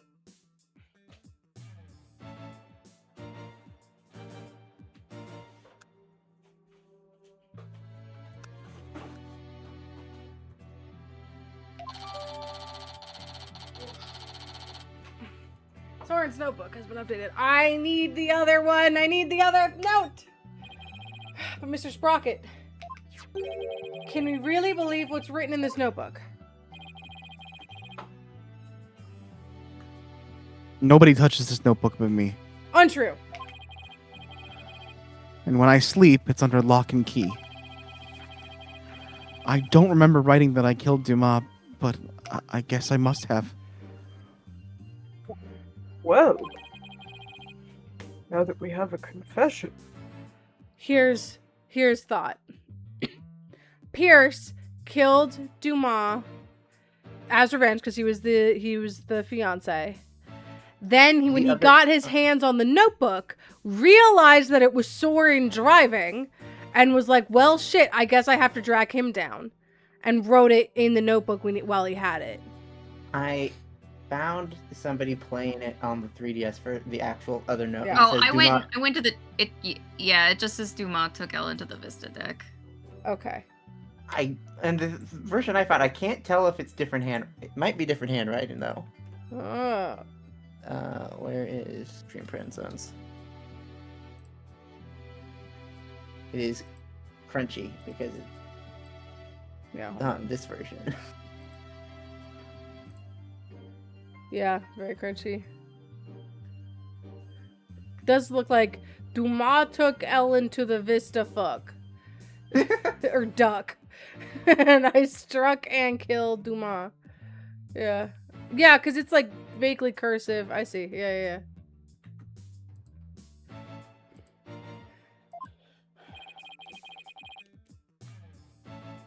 I'm afraid I must render my verdict. Of all the... Yes, Your Honor. Please give your ruling now while Ellen is asleep. I want the woman I love to be set free as soon as possible. Soren really does. Soren really, Fuck it, I don't know why I said that. Soren really does love Ellen after all, doesn't he? Yeah. So this is how it ends. But is this how it really went down? Fucking the ending of Clue comes up. What about this? Did you guys know I'm a lawyer? Hmm. No. Doesn't sound I know correct. we should consider anything written in the notebook to be truth, but still. I myself wrote of the crime in my notebook. No further proof is necessary. Soren himself wrote it in his notebook. Wait a minute. Very well. I will now give my verdict. Ellen is about to be found not guilty, and Soren will be convicted for the crime instead, and yet... Am I really ready for the judge to give his ruling? Now! No. Not when there's still one more avenue left to explore. Hold it! This court finds that... Your Honor, there's still something that bothers me about the notebook. Oh? Is there?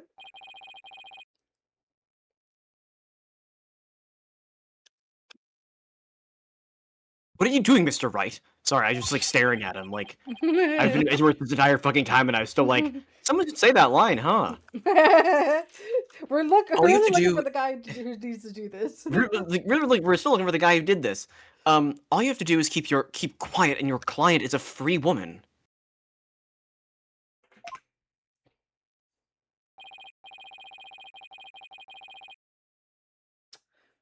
I know, but I think there might be more to this case than meets the eye.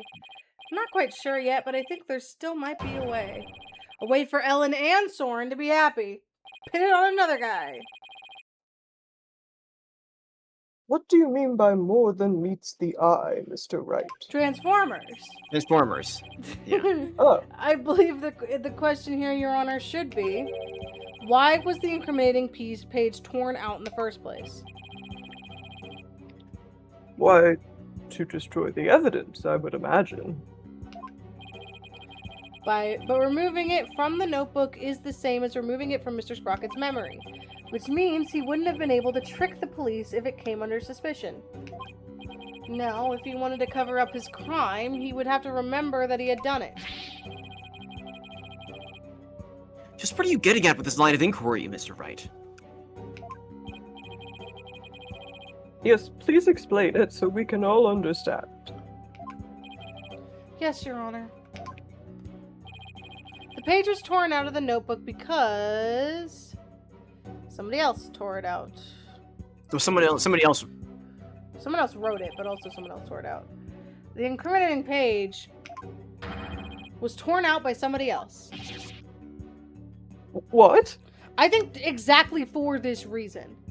I think knowing that Soren doesn't actually think that he did it. So he like doesn't try to hide the notebook. It's just like multiple steps.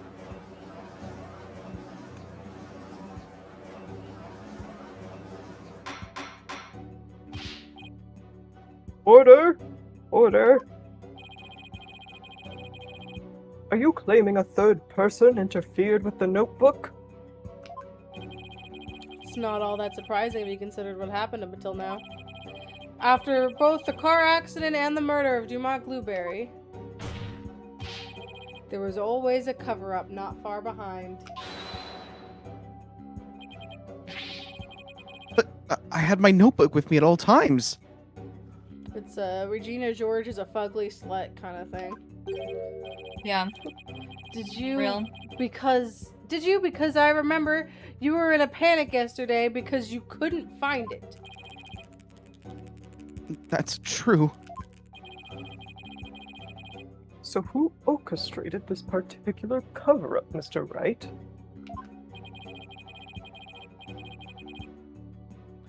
If we think back to the course of the trial, it's pretty easy to guess. The one who may have tried to tamper with Soren's memories is... Boop, boop. Take that! The one who tampered with the notebook in order to manipulate Mr. Sprocket's memory is Pierce Nickety.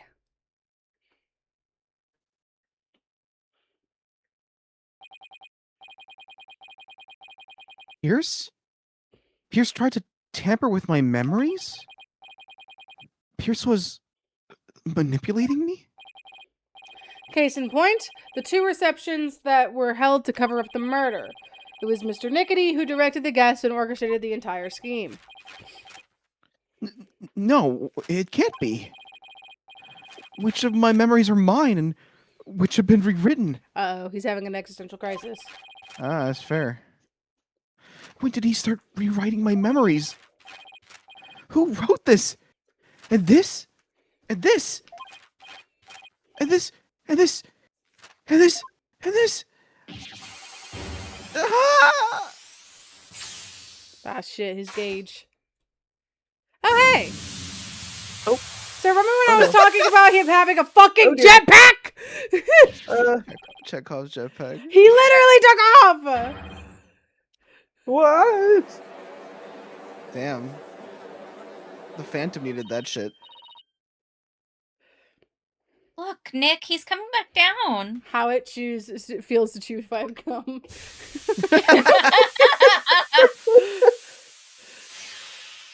Fro looks defeated. Oof.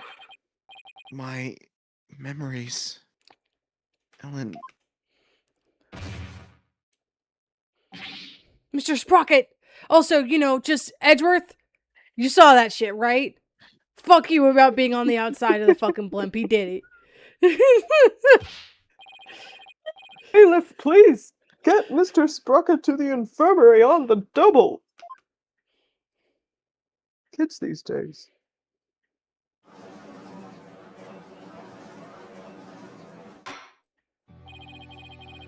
Mr. Sprocket has been taken to the infirmary. We don't have to worry about him running away, so let us resume where we left off. I hope him and Ellen get to be in beds next to each other. Your Honor. The defense would like to call Pierce Nickety to the stand. Cunt bitch face to the stand. You already know he carried out the cover-up to protect the company and Mr. Sprocket. But what do you want from him? A confession. This time it's different. The notebook, or rather Mr. Sprocket's memories, have been tampered with. That means the only person who knows the whole truth is now Mr. Nickety. Don't tell me. Are you actually trying to drum up a third suspect? In order to exonerate the defendant and her groom? Yeah. I'm not drumming up anything, nor do I have grounds to accuse him of anything yet. All I know is that Mr. Nickety is the only one who knows the truth. And I think he's still hiding something. Something we don't know about yet. Huh. No grounds yet, is it? Well, Mr. Edgeworth, does the prosecution consent to calling the witness to the stand? It does, Your Honor. However, I'd like a little time to talk to the witness before we do. Very well. We will break for a 20-minute recess. If anyone gotta go pee, now's a good time. Quimply. Why? Quimply. I gotta piss. Do it, pussy. Okay, I'm also gonna pee then. I took headache. I took Excedrin at the beginning of the stream, and it hasn't really kicked in yet. Oh, I'm sorry. So I just feel bleh. Bleh de bleh. Bleh de bleh de bleh. Sorry to hear him. Want some water?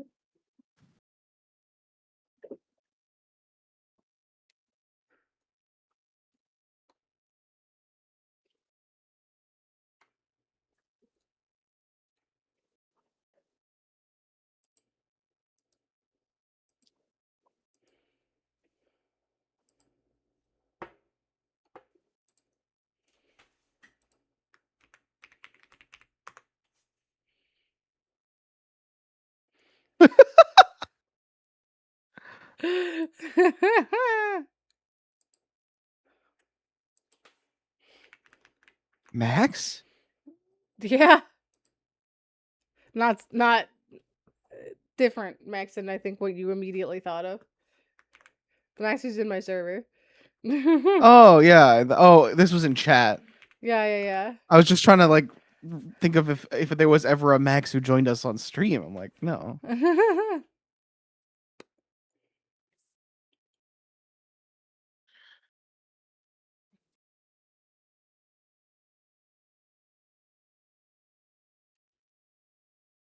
You're being a brave Boomba. I can't even imagine what what the context of that was. Paper Mario. I mean, yeah, but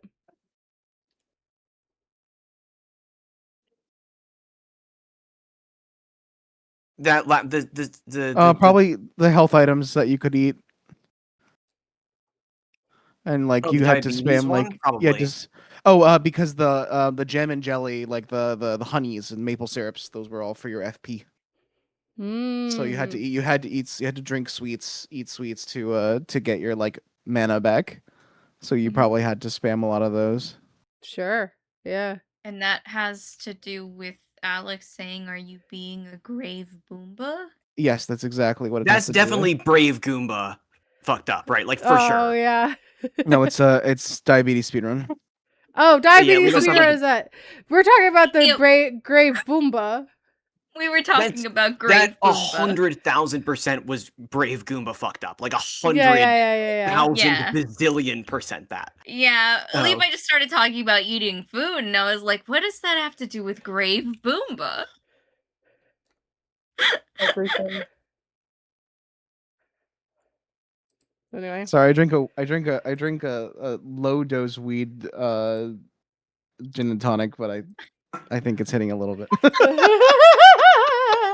Hell yeah. So I was just 5 seconds behind in that moment. We were Uh, just in the past for a second.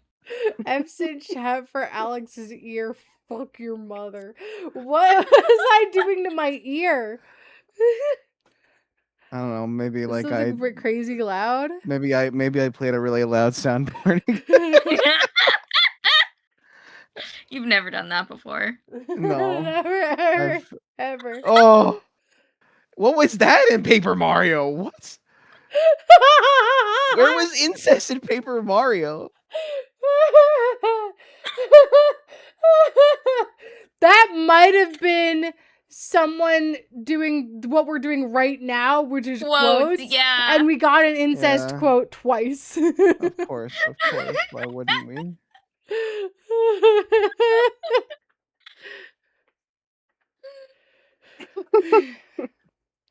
Is everyone here?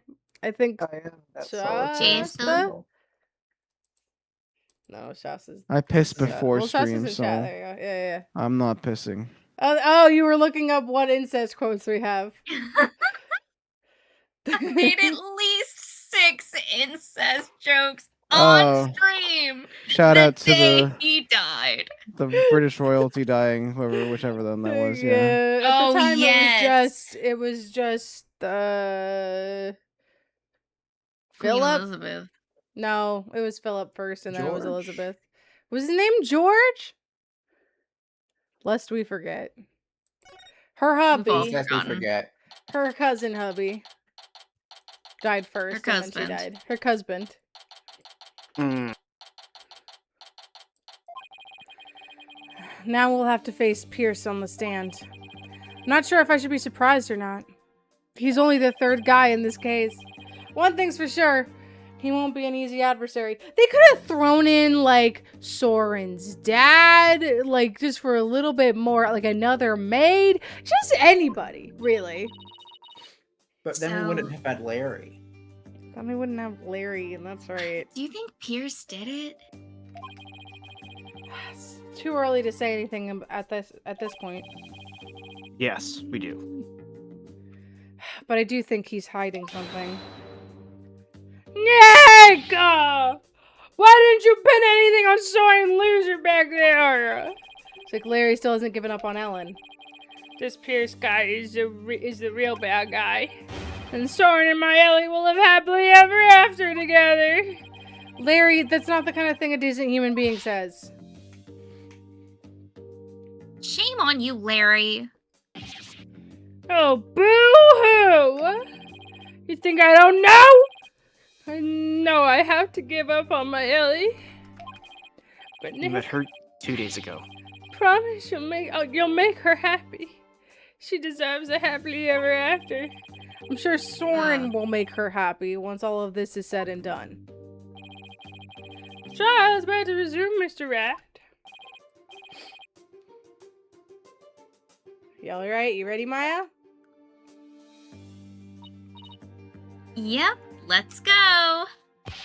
I'll be rooting for you, Nick. I'm coming too. No, Larry, you're not coming to. Just kind of make room back there behind the stand. I gotcha. I mean, Maya can go sit. She's done what she needs to do, yeah. Like, Maya can go sit in the gallery.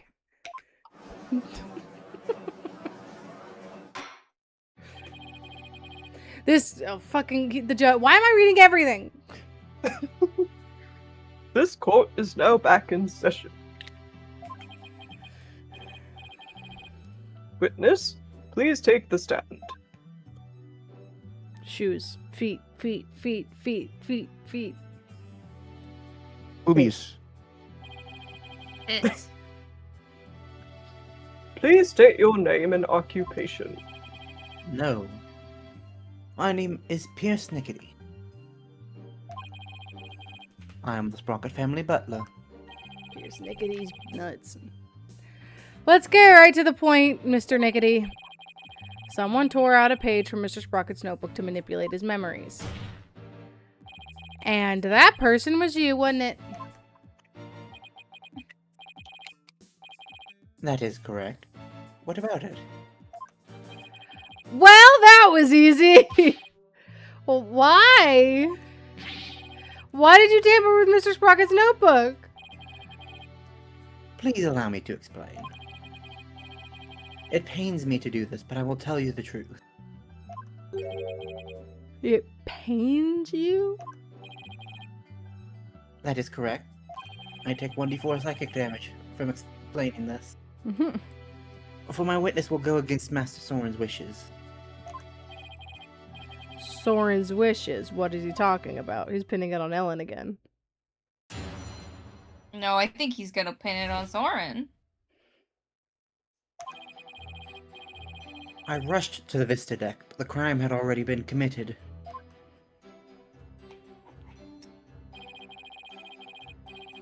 I saw Miss Ellen and Gloomsbury collapsed and Master Soren writing in his notebook.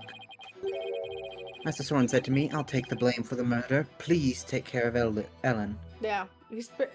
Soren would have taken this in a heartbeat. Soren would have taken that heat immediately. Accusing Ellen is what hurts. But I went against his order. I tore the page out of his notebook and hid the body.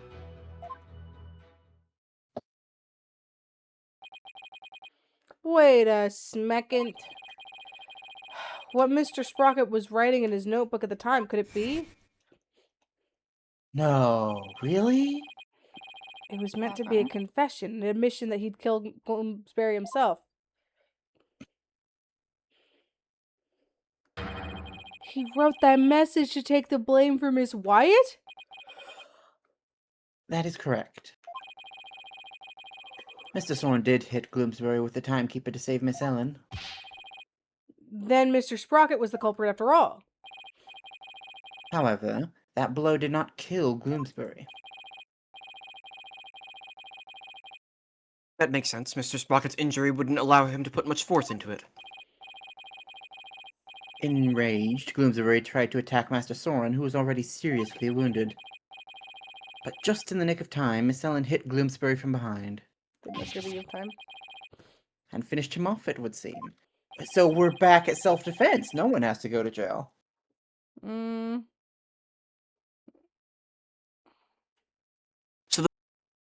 Alright, I fucking muted, then unmuted, then muted again when I tried to unmute fucking whatever. So the one who inflicted the fatal blow was the defendant. Yes, that is correct.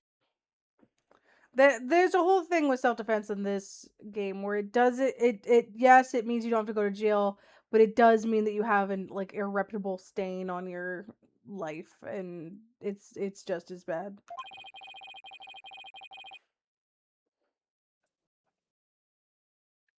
But Master Soren tried to take all the blame onto himself. No way. This is pretty bad, Nick.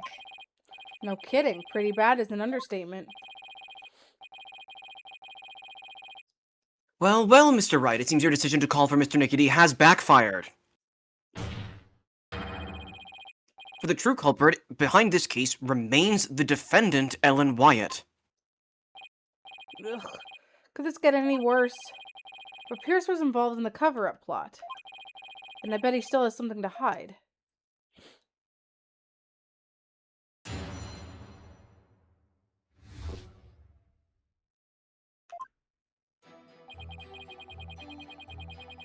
I rushed to... don't you have to say this again? I just did it. No, yeah. Say it again. No, I don't think I shall. Hold it! Wait a minute. I thought you went to the Vista deck with Mr. Sprocket. Actually, that is not true. What? What do you mean? I found this out afterward, but Master Soren went to the Vista deck alone. He went out the escape hatch in the reception hall and went along the outside wall. Hey, What? you can't be serious. You mean Mr. Wright's addle-pated guess was actually correct? What's with the addle-pated? I suppose truth really is stranger than fiction. So, Mr. Nickety, when you got to the scene, you saw Mr. Gloomsbury, Miss Wyatt, and Mr. Sprocket. Is that right? That is exactly right.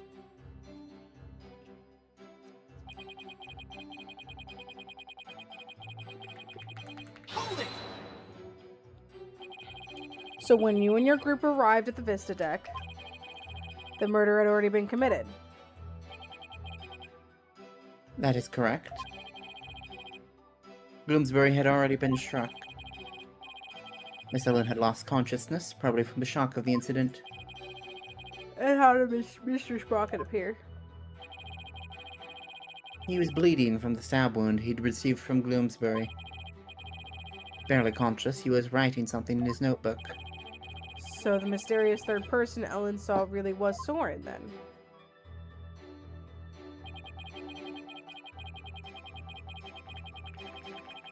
Hold it! So Mr. Sprocket wrote a note of confession in order to take the blame for Miss Wyatt. Yes. That notebook is the only form of memory Mr. Soren has. So you understand what his action meant, I trust.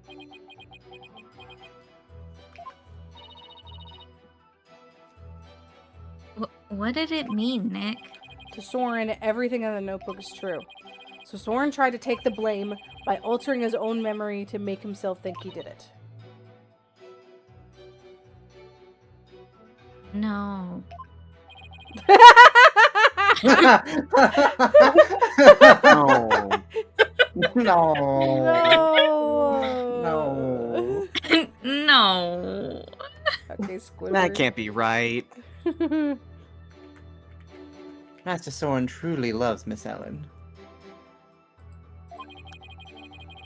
It must have been love that made him do that. Hmm.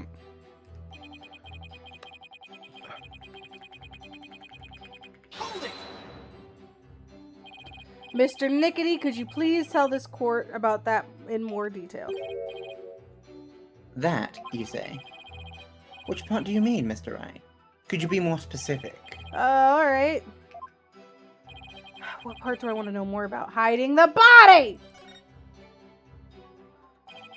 Please tell me more about the hiding of the body. Very well. Yada yada yada. Body, yada, yada, yada. After saying he would take the blame, Master Soren passed out. That's when I hid the body. That probably shouldn't be so loose in there. I quickly took the lift down to the hold, where I hid Bloomsbury's still warm body in the spare Pegable lantern. So it was you who hid the body, not the defendant. I think Mr. Butts would move the lantern containing the body to the reception hall.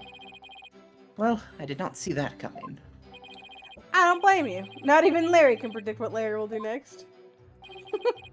Maybe I should take another look at the lantern in evidence.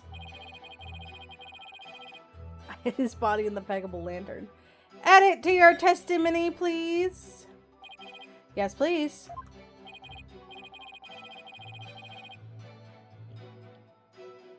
Very well. Please add the statement to your testimony, Mr. Nickety. Mr. Nickety's testimony.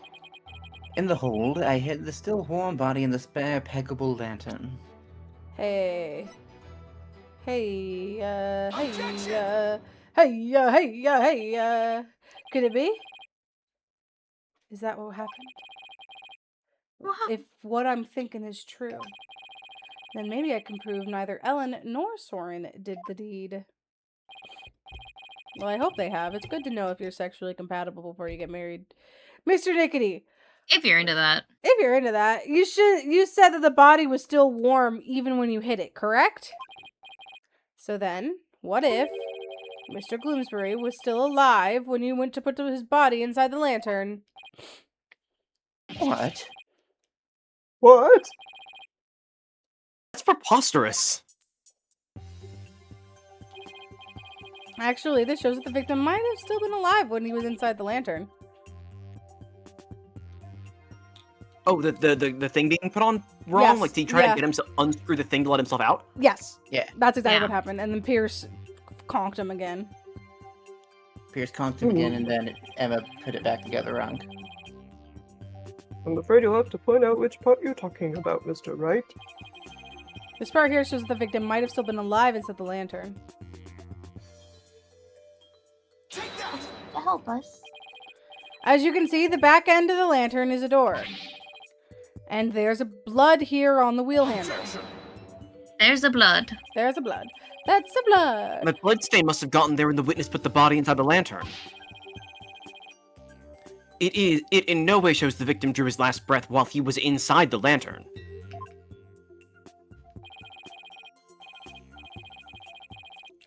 I disagree, Mr. Edgeworth. For you see, in putting this lantern back together, the police inadvertently placed the inside handle on the outside and vice versa. In other words, the wheel handles got swapped. Oh my. They got swapped? Yes, they got swapped. They got got swapped. swapped. Swapped? What? But that's ridiculous. They got swapped? Not at all if you compare the other Malpeccable lantern in the reception hall.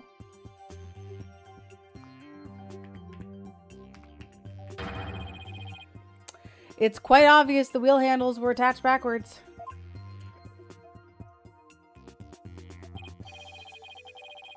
The detective in charge of the restoration will see me in my office later.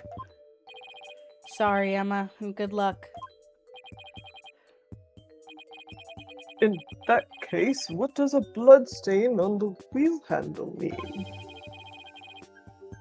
The bloodstain didn't get there by chance. When the victim was put inside the lantern, he was only unconscious, not dead. When he regained consciousness, he probably tried to get out of the lantern. So he grasped the inner wheel handle, and that's when the blood got on it. This proves that the victim was still alive when he was inside the lantern. At the time, I was completely convinced Bloomsbury was dead. Had I checked more carefully, he might have survived. Unfortunate to be sure, but not significant enough to change this trial's outcome.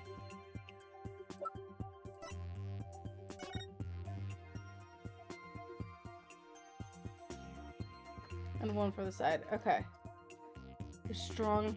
Okay, so it doesn't say he died instantly from the second one. Again, I disagree, Mr. Edgeworth. It actually has a very significant impact on this case.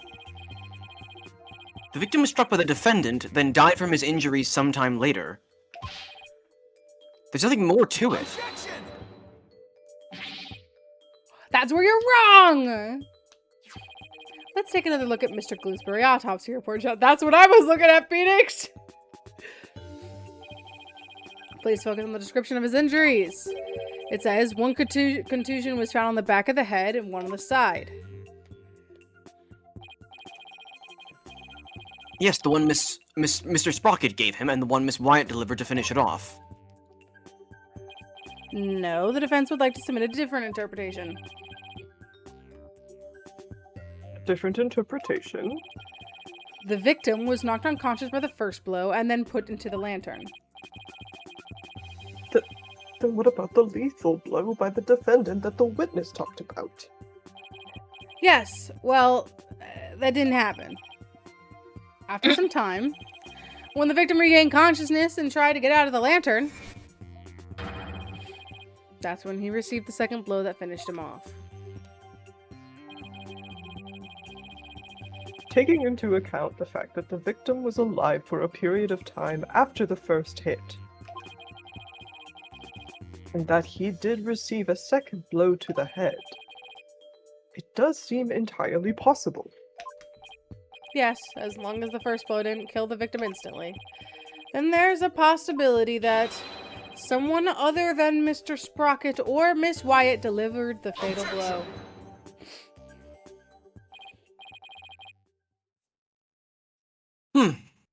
Is that all you've got? Yeah. Even if there was a time lag between the two blows, the prosecution's position doesn't change. What? What do you mean?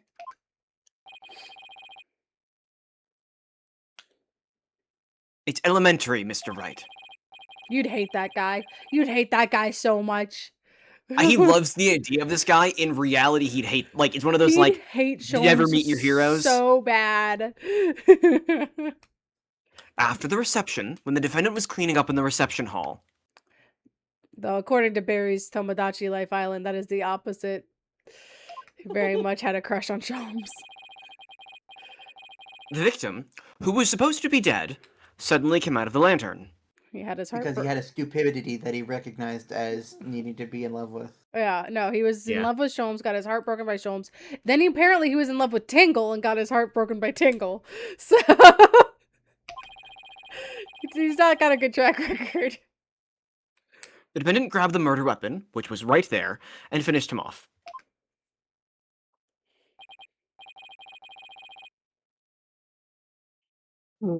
That theory sounds awfully familiar. Of course it does, Your Honor, because it's exactly what I proposed at the very start. The second blow was inflicted by the defendant after all. I see. It seems a tangle of mysteries has unraveled into a single thread. Objection! But as long as there is a possibility that the fatal blow was delivered by a third person, then we must continue the deliberations. Give it up, Mr. Wright. I just want to see something real fast. I just feel like maybe this is when he was trying to crawl out and he saw that. Because the time turn is also supposed to be like right behind them, right? And there's a bunch of fog. So I think he did. I think this is literally seconds before the murder. That's hilarious. Unless you have something to prove that the presence of your third person.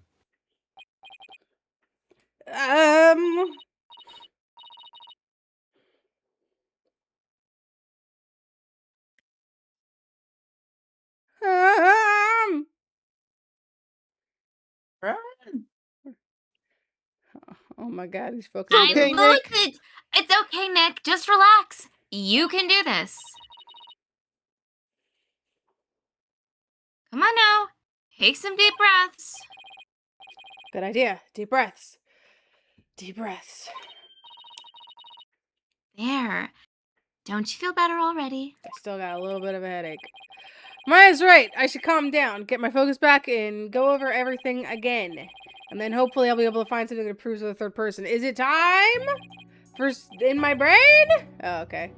Let's see. First, why did Gloomsbury attack Ellen? Because he was tired of taking the blame for the accident?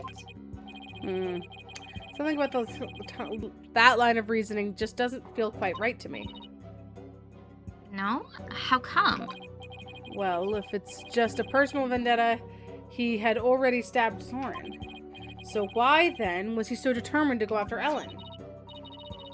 You're right. This whole thing feels too premeditated for a crime of passion. But Gloomsbury didn't seem to have a personal grudge against Ellen. If Gloomsbury didn't have a personal reason to attack Ellen, then...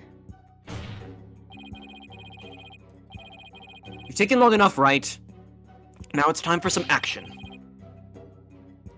What proof do you have that any third person was involved? All right, I'll show you. I'm not completely sure what I'm doing yet, but it looks like I'm out of time. This piece of evidence proves the involvement of a third person.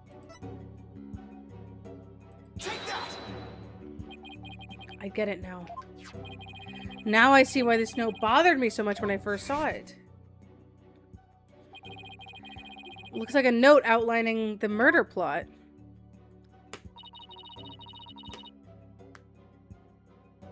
That note was apparently written by the victim. But why would he feel the need to write instructions to himself like this?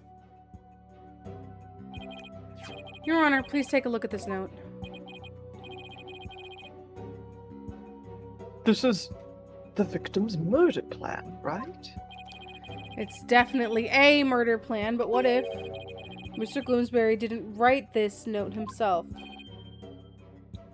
What? I've said what so much.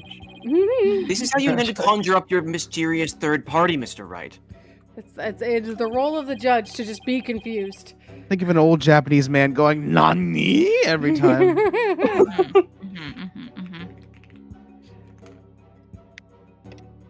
My knees. Can you even prove the note wasn't written by the victim? Why are we even talking about my knees? Yes. Yes, I can. Very well, then. Please present your evidence, Mr. Wright. This evidence proves the victim didn't write the note.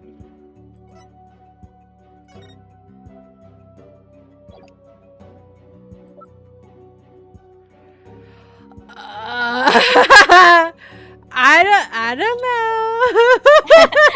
Is it handwriting? We don't have his handwriting. Like, can we look at? I don't know. We don't have this because he had it on him. I don't know. Because his hand was bloody. Is there a thing that says he was left-handed? Yeah, he was right-handed. No, because this note says specifically was written by a right-handed person. Oh. Can we go look at Gloomsbury? No. We can't present people, unfortunately. No, but if we look at it, we can then present the evidence. That it No, just they says don't let me. it's- They don't let me look at profiles right now. Oh, but we determined he was. Oh, because of the candelabra? Oh, you're right. Right! Yeah. Bloomsbury's dominant left hand. Yeah, this is the weapon Mr. Gloomsbury used to stab Mr. Sprocket. I knew there was something we had that told us he was left-handed. Yeah. I was wondering what you'd pull out this time. I'm gonna put it into your fucking stomach if you don't stop being a bitch. Dare I ask what could possibly do I ask what that could possibly have to do with the note? Mr. Gloomsbury's prints were found on this candelabra, and the prints were from his left hand. So that makes the victim left-handed, correct? Exactly, Your Honor. The police looked into it too and confirmed as much. Now, take a look at the smudged writing on the note. Notice how the smudging only starts from the middle of each preceding line. So this has been written by had this been written by a lefty, the writing would be smudged from the far left end. Which means that whoever wrote this note was definitely right-handed. In other words, somebody other than the victim wrote this note. What? Gods.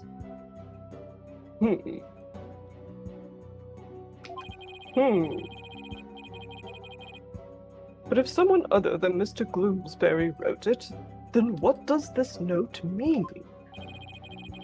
Mr. Gloomsbury followed this note to the letter when he attacked Miss Wyatt. So clearly this note isn't a murder plan written by Mr. Gloomsbury, but rather, these are instructions to kill Miss Wyatt issued by somebody else.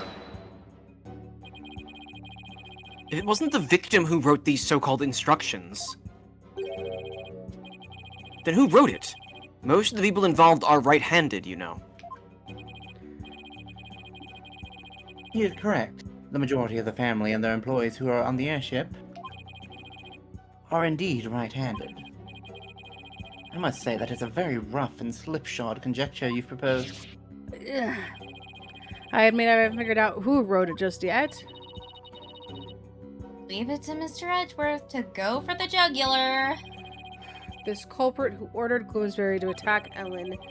What could their motive have been? Doesn't seem very likely Ellen did anything to incur anybody's wrath, right? Right. Not too likely anyway. In that case, it has to be about Soren.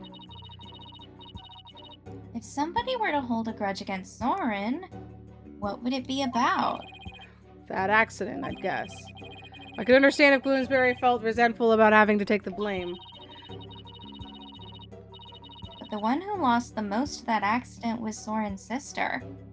She lost her life, after all. Soren suffered too, of course. He was crushed by losing somebody so precious to him. Somebody precious, huh? Soren's sister, huh? Wait! There's one more person. Somebody else who must hold a grudge against Soren. Did you figure something out? I think so. I think this somebody else used Gloomsbury to try to get his revenge against Soren. Did you say somebody tried to get revenge against Mr. Sprocket, Mr. Wright? The person who manipulated and used Mr. Gloomsbury was Selena's fiance. The person who used Mr. Gloomsbury to try to get revenge on Mr. Sprocket and then finish Mr. Gloomsbury off to silence him was a man dear to Mr. Sprocket's older sister. Oh, and his watch is right there on the table. Oh, it sure is. Selena Sprocket's fiance. Not that I'm positive, but it's currently possible. Certainly possible. This fiance could have made Gloomsbury to attack Ellen to get his revenge on Soren. What? Her fiance? No, her fiancé. Mm-hmm. Oh, Her finance. Mm-hmm. Her financier. finance enemy. Order in the court, order I say. Yes, it does seem quite believable that Miss Selena Sprocket's fiance would bear a grudge against Mr. Sprocket for his role in the accident. Exactly, Your Honor. Maybe her fiance was trying to murder Miss Wyatt in order to make Mr. Sprocket's experience the same pain he'd felt. Objection! Miss Sprocket's fiance was a surgeon, if memory serves. But the only people who attended the reception were family and staff members. That may be, but then that just means Miss Sprocket's fiance must have been among those who attended. What? Really? Of course. Otherwise, how could he have killed Gloomsbury? Oh, I see what you're doing. This is just another giant bluff, isn't it? No! Can you wait until it's worked? All right. I'll bite. Who exactly do you claim the fiancé to be? Yes, I would like to know as well. Are you sure you're gonna be okay, Nick? I got it. Maybe? If you look at our case files, you see the options are rather limited. Yeah. When it comes, it's Larry! When it comes to suspicious people, there's only one person on my list. I need to find, well, two people. I need to find something that connects him to Selena. The famous singer. This will help us identify Miss Sprocket's fiancé. The picture. Boop, boop. Take that! Please take a look at this photo, Your Honor. Look at this photograph. That photo. Yeah. Notice Miss Sprocket's pocket watch?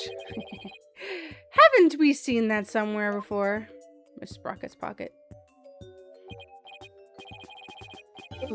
Rocket Yes. pocket watch. Now that you mention it, I do feel as if I've seen it somewhere before. Sprocket Watch. I believe we've all seen it. Right here in this very chort room. Ah, we're back to that. Ah, impossible. We agreed to abandon short room. Just stick it in there every once in a while. That's right. The pocket watch in this photo.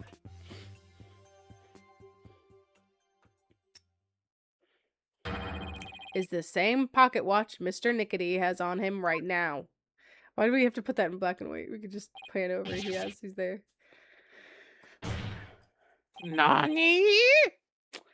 This clear proof of a strong connection between Pierce Nickety and Selena Sprocket. No. Well, Oh. Mr. Nickety, is this true?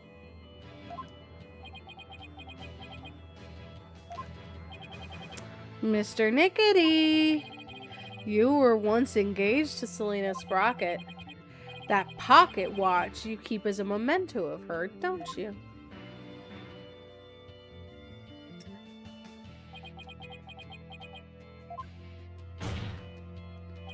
Mr. Nickety, you plan to rob Mr. Sprocket of his loved one.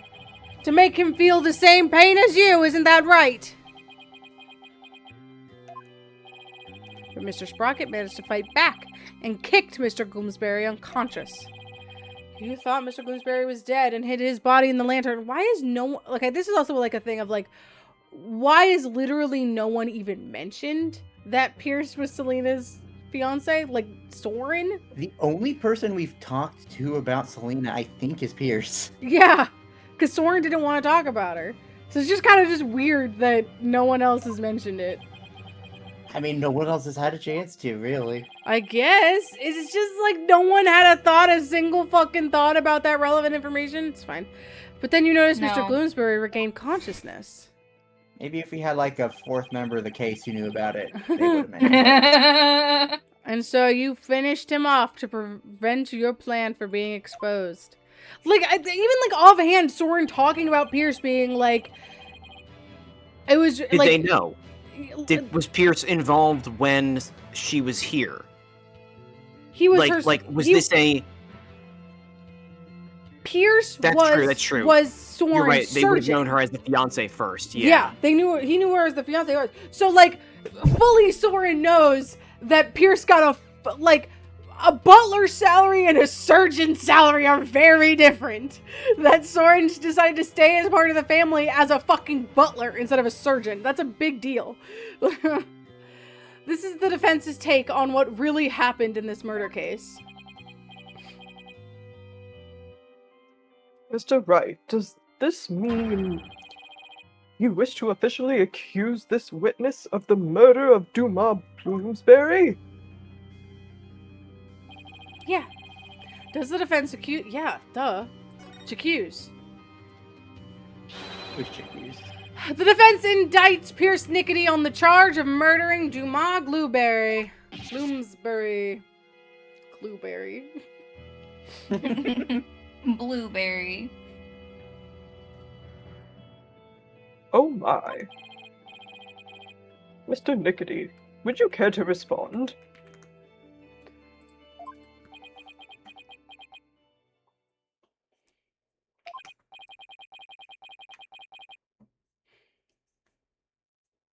Man, this lawyer just yaps on and on and on. As you guessed, this watch is a memento of Selena. It stopped working at the time of the accident, though. Jesus. Then you really are.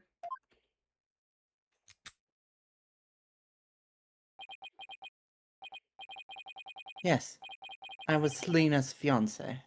And not just her fiancé, Her super fiance.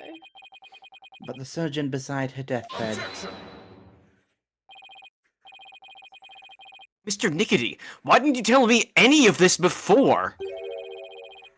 Shut it, you useless prosecutor. Chief I thought you could be of use, but apparently this case was too much for you.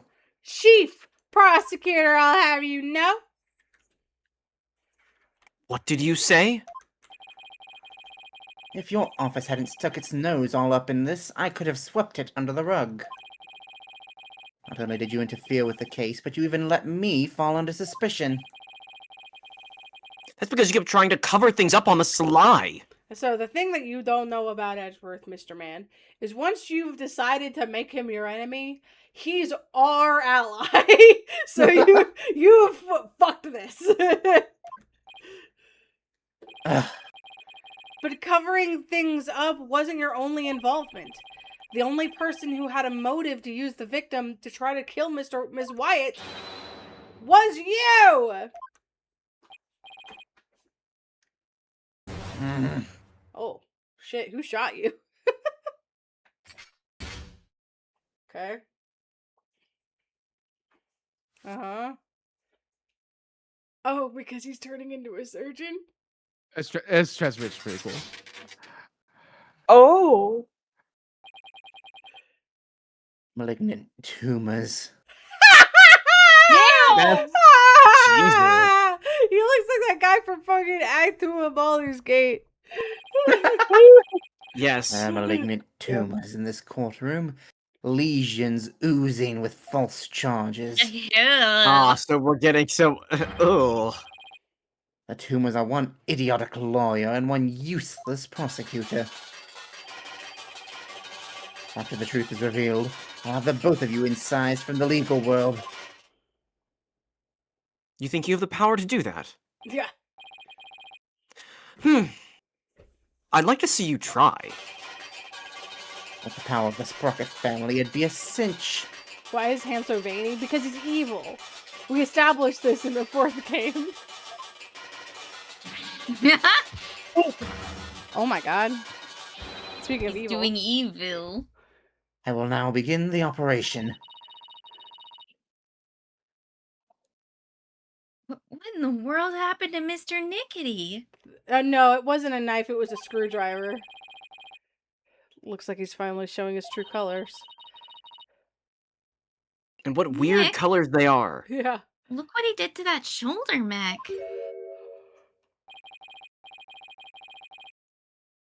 Quit your yapping before I suture your chatty lips shut. Stop boy wiggling your God. fingies. It's like he's a completely different person. Sure looks like it, huh? We can't let our guards down now. Mr. Niggity, it's finally time for you to testify to the truth. It seems we're entering the final act at last. Sweet. Yay, we can do this in 30 minutes. Witness your testimony, please.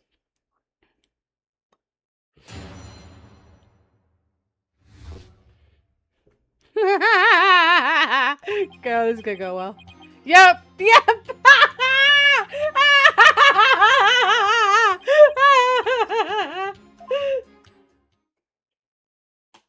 What? It Pleading was the just fifth. dots. It was just He's dots. pleading the fifth. Nice. Mr. Nickety, Finally. why didn't you say anything? Oh, okay. Ah! He just took a picture of me or something. Something happened to me and I didn't like it. Oh my Oh, god. no. The spikes. The spikes The are spikes part are of his skull. bone? You want me to voluntarily testify, hoping I will make a slip of the tongue. Not a very impressive plan. Or brain, I might add.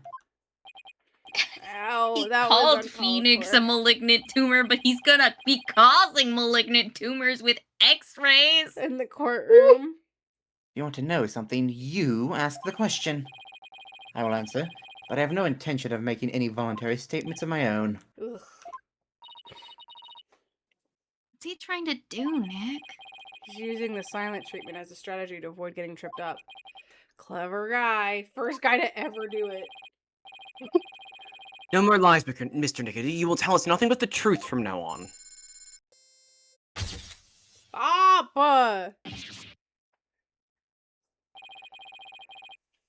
What do you think you're doing? Is his x-ray gonna have his thing? Oh no, his ascot. No one asked you to speak. Just keep quiet over there and play with your frills. Ugh.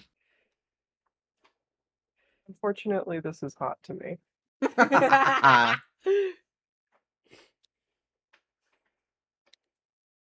dare you?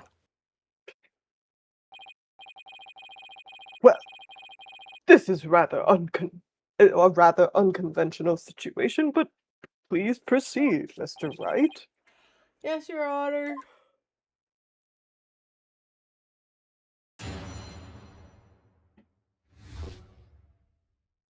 Right to remain sealant.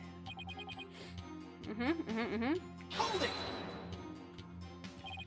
If he won't speak voluntarily, then I guess I'll have to ask him something. What questions should I ask?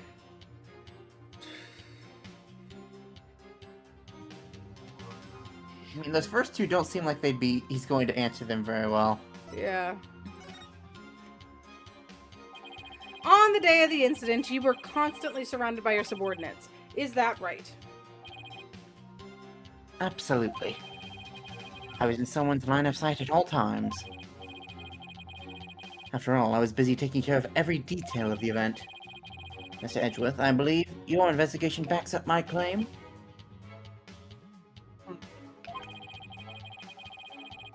I got statements that said groups of his subordinates worked with him in rotation. So he was always with someone. As the prosecutor just said, I couldn't even get close to the lantern containing Bloomsbury by myself, let alone kill him. Pierce didn't have a chance to get close to the victim alone, huh? Mr. Wright, would you like that statement added to the witness's testimony? And Gimme! just like that, we've already got him. And we got him, ladies and gentlemen! Ladies and gentlemen. Yes, Your Honor, I'd like to have that statement added to his testimony. Very well.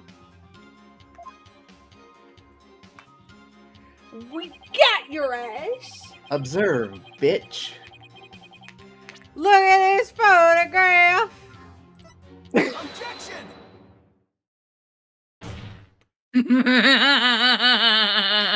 Mr. Nickety testifies that he was always with someone at the time of the incident.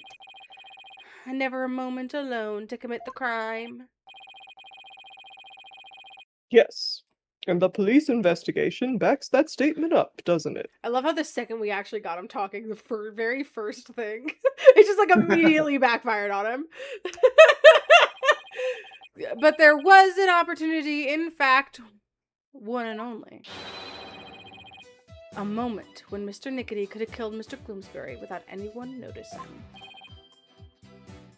What? And the one thing that made that moment possible is shown here in this photograph. With all those people watching, I couldn't have possibly committed murder. Do not believe him, Your Honor. This lawyer is a malignant tumor. You keep saying that.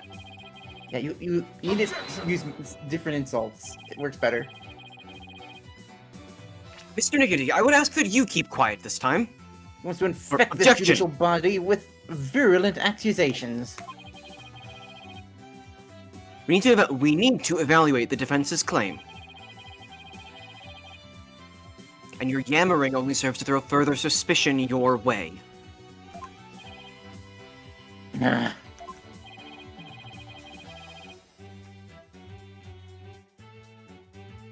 Mr. Wright, let's see this one thing you mentioned. But be warned, this had better not be one of your offhanded claims. Who do you think you're talking to, Mr. Edgeworth? I know exactly who I'm talking to. Very Never well, be Mr. husband. Wright. Please point out for us the one thing that made the moment of the murder possible. Seems like That one moment when it was possible for Mr. Nickety to kill Mr. Gloomsbury. The one thing that made that single moment possible is this! It's the fucking fog machine. Take that! The one thing that made the moment of the murder possible is this thick mood fog that engulfed the entire reception hall. Mood fog. It is under the cover of this fog Oh my god, this is kind of hot. This pose? Look at this. Yeah. That Mr. Nickety murdered the victim. What? Mr. Nickety was standing right next to the lantern that Mr. Gloomsbury was in. This was the only moment the murder could have been committed without being seen. Okay, thank you, Edward. I can accept that there was a moment the witness was obscured but from others by fog. That does not prove Mr. Nickety killed the victim at that very moment. If you can't prove the crime was committed during the reception, the trial ends here. Ugh. I was so caught up in finding a foothold that I forgot to think that far ahead. Well done, Mr. Edgeworth. It's time to call this trial's time of death. Gloomsbury looks like he's waking up from a nap. He was. That's the thing, he was. It was a concussion nap, but it was still a nap. Well, Mr. Wright, can you prove the murder happened during the reception? Don't even bother. His claim is dead on arrival. Victory is within your grasp, prosecutor. Will you shut up? Quiet, witness! Shut the fuck up. You sound insane! I have no interest in victory. All I care about is the truth. That's Azure, baby. One that we can only arrive at through further deliberation. Edgeworth. Enough of this, Your Honor. The trial is over. No, Mr. Nickety, that is for me to decide. Mr. Wright, can you prove it? Can you prove that the murder was committed during the wedding reception? There's no verdict yet. The lawyers obviously have answers. The prosecutor, the judge, they're all infected. Their malignant stupidity is so advanced, not even the best surgeons can save them. In fact, not even a brain transplant could cure them. Why is it tinkering so loud? Don't worry about it. This court is infected with idiocy. It is a pandemic. Mr. Nickety, shut the fuck up! Finally ready to give up, are you? No, just the opposite, actually. I'll prove that the murder was committed during the reception by you! You'll prove it. Can you really, Mr. Wright? Yeah, I can, Your Honor. To be honest, I don't know exactly how I'll do that just yet. But I want to get to the truth Edgeworth was talking about. I just have to find a way. Very well, Mr. Wright. Let's have your proof. Enough of this foolishness. He's just bluffing. Stop him from speaking, Your Honor. I will do nothing of the sort. This is the most fun I have all year. District Court judge. With the power of the Sprocket family, Enough of your foolishness, Mr. Nickety. This judicial body will not succumb to the influence of money or power. And it definitely never has. Never ever. Nope. Well, I mean, if they're trying to be better. That's true. Now then, let's hear it, Mr. Wright. Let's hear your truth. My truth. Think, Phoenix. Remember everything you've learned so far. You can do this. You can find the definitive evidence that will lead us to the truth. Yay! Brain time. My truth. My Our truth is, I do want to get married. really Think, badly Phoenix. want to get married. How can I prove the murder took place during the wedding reception? If Pierce committed the murder during the reception, then he had to have used... The murder weapon. Yeah. I didn't guess, realize this thing was uh-huh. called Fixer Upper. I think I forgot about that. He used the murder weapon. Yes, the Shocking, weapon that I was know. used to strike the victim twice. Crazy. According to the autopsy report, the victim was hit by the same object both times, so without a doubt, Pierce used it to commit the murder. The weapon used to kill Bloomsbury was... Timekeeper. Okay.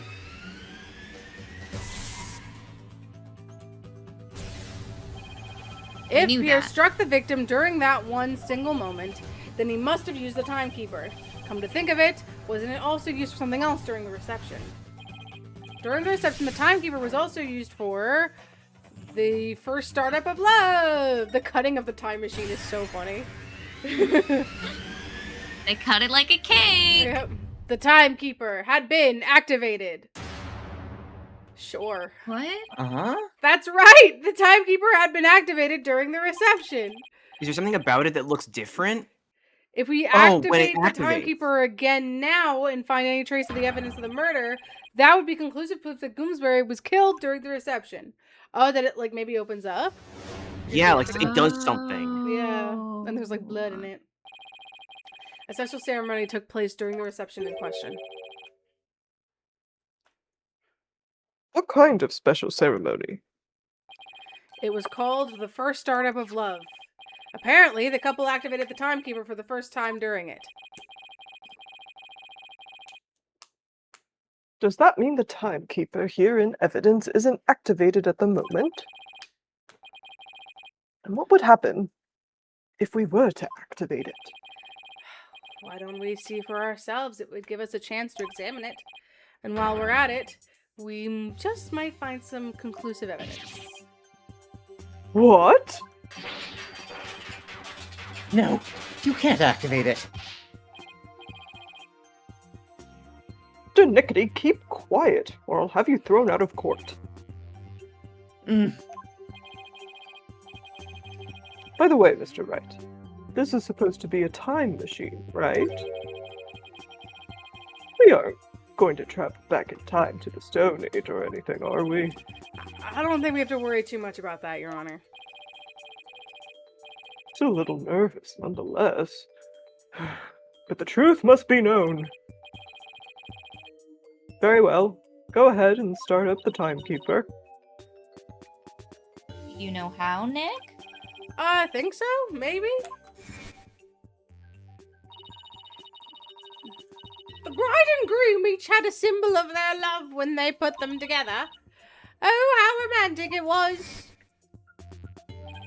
Let's see. I think the symbol of the groom's love must be the timekeeper itself. The symbol of the bride's love would fit together with the timekeeper? Oh, I know. That has to be it. Mr. Wright. Are you ready to activate the time machine now? Yes, Your Honor. The symbol of the bride's love that is necessary for activating the timekeeper is... Take that! Miss Wyatt's pendant. It is a symbol of the bride's love that is necessary for activating the timekeeper. What? Then does that mean you can start it up with Miss Wyatt's pendant? Sorry, I'm fading. I believe so, Your Honor. Very well. Please try it now, Mr. Wright. Okay, here I go. But first, I have to figure out where the pendant goes. You mean this spot right there that looked like it needed a thing? That spot?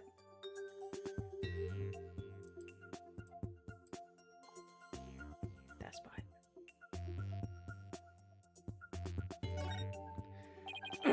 This hole looks like a good spot. Try setting up the pendant here. Yippee! It fits! This must be the right spot. Now I have to find a place to insert the key. Also there?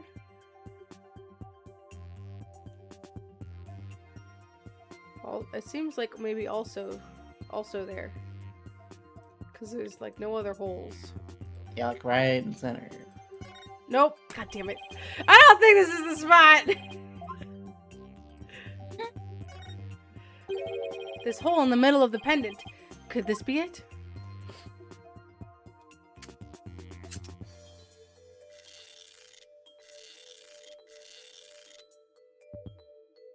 And he just starts gushing blood.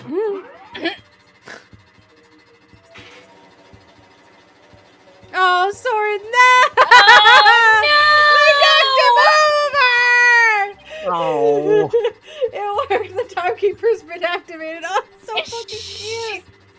Twitching. It's so cute. I mean, she's slowly rotate. Oh no, she is twitching. Oh, they broke them. They broke them both. All I have to do is find the proof the crime was committed during the session. Phoenix, come on. You could have picked this out yourself. You didn't need us. Oh my god. I think I found it. I found it, guys. Conclusive evidence that the murder was committed during the reception. Oh, Soren.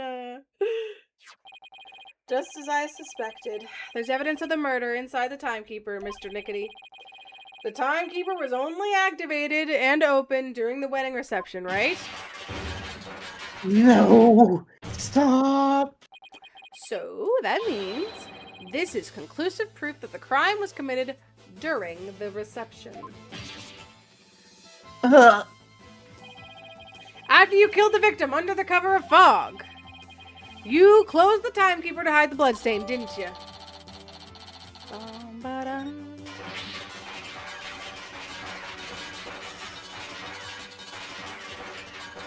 No, you're wrong. Ellen killed Bloomsbury. It wasn't me, I tell you.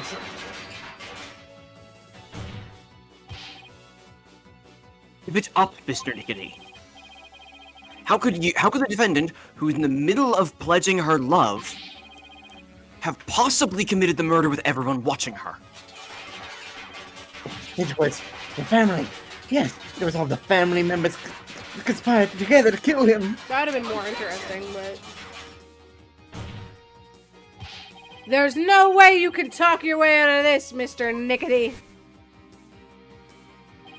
During the reception, during that one dreamlike moment, only one person could have used the timekeeper to beat the victim to death.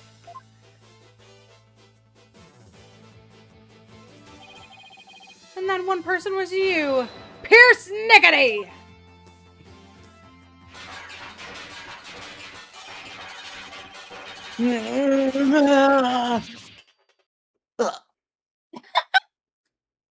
Okay, bro. Oh my god.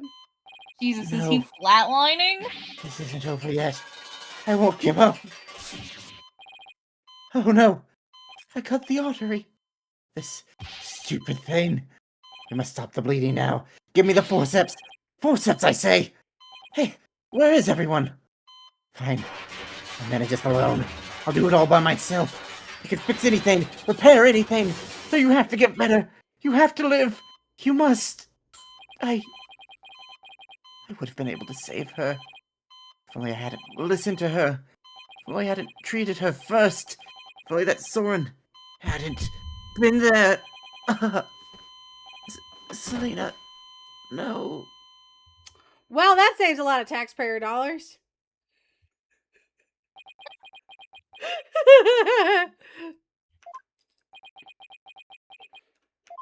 Did a man just die?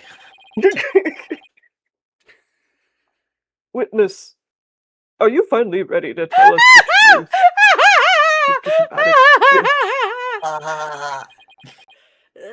That's just as the lawyer deduced. Bailiff, resuscitate this man. I have to do mouth to mouth. So it was all a revenge scheme against Soren Sprocket. Do you have any idea how hard it is to lose someone you love right in front of you? Yes, Yeah. actually, I kind of do. Yeah. We've Shut a the fuck lot up, I of us have wasn't been asking here. you. Okay. Selena's condition was clearly more critical than Soren's, but in spite of that, she said,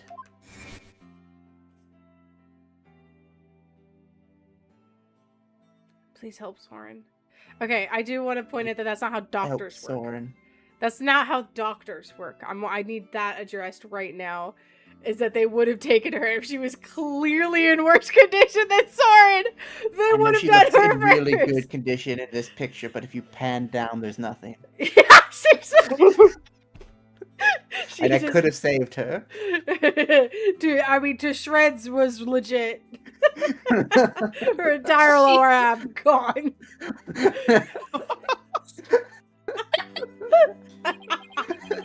Mrs. Rocket's last words. So that's what she really meant by those words. I was able to grant her wish, but at the price of her life. So you've got a job with Sprocket Aviation and waited for your chance to get revenge. You got close to Mr. Bloomsbury and hatched this plot, is that right? Bloomsbury already bore a grudge against Soren. Yeah, I was like, this is the one surgeon in the entire building. Also, not how doctors work. He would not have been the one to operate on either of them. Correct. This has gotta be at least Hottie.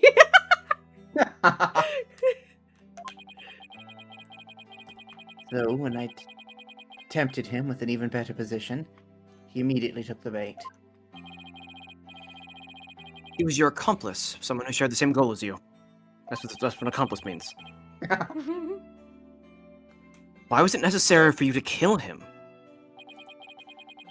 I didn't expect Soren to strike Bloomsbury out on the Vista deck. And I certainly never imagined he'd make his way there along the outside wall. Soren's love is the real deal after all.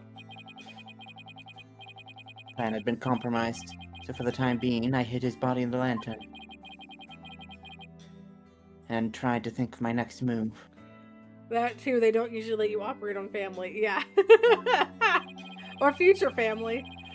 And then Mr. Bloomsbury came during the second wedding reception. Came to. Came to. As soon as I saw Bloomsbury, I instantly hit upon an idea. Hit him again. Pin the... I hit upon an idea, and I also hit him. To pin the blame of Bloomsbury's murder on Ellen. Tried to break up the couple by making the bride out to be a murderer. How despicable. Soren was getting the company and a wedding. Both things that were supposed to be Selena's. He took every happiness from her. He's allowed to have the second thing. Like, whether or not Selena is alive. A wedding is allowed. No, he cannot. Only she. Who's the despicable one here? We don't like air disputes. I think it's in still this you, family. dude. No. Do you think what you did would make her happy? I know it wouldn't. But I couldn't just stand by watching Soren enjoy his happiness. I was going to have Soren taste the same pain I had, and then take over Sprocket Aviation. I would take back from him all of the happiness that was rightfully Selena's. Yikes.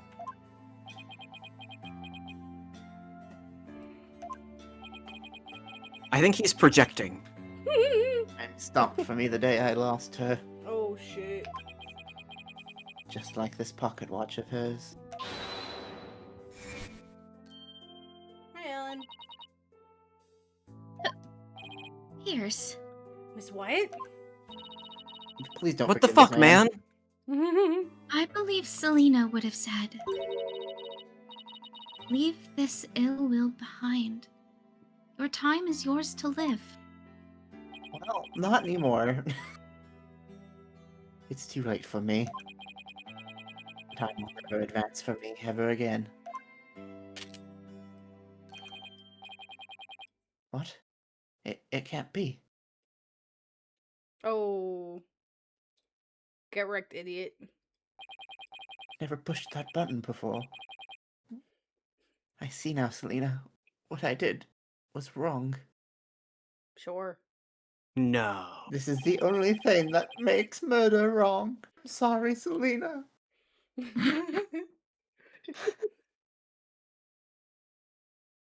I see no further need to continue this trial. Bailiff, please take Mr. Nickety away. Pierce Nickety. Another inconsolable time traveler who lived in a time that stood still. Ain't you poetic? Well, Now then, I must render my verdict regarding the defend. Hey, Soren. Your Honor,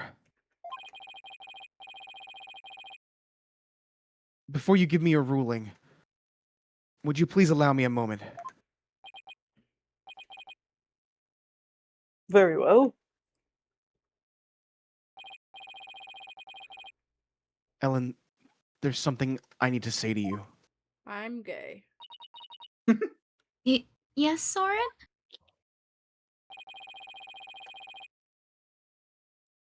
I've put you through something truly horrible.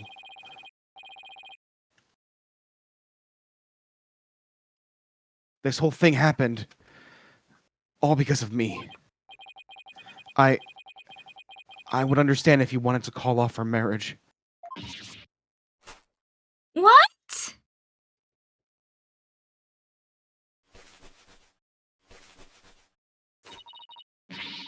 Of course not. I've never once thought that.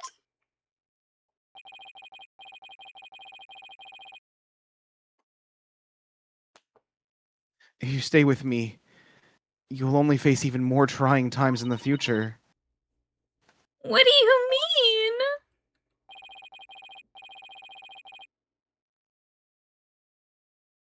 The truth of this incident and the car accident before it. I'm going to tell the public everything.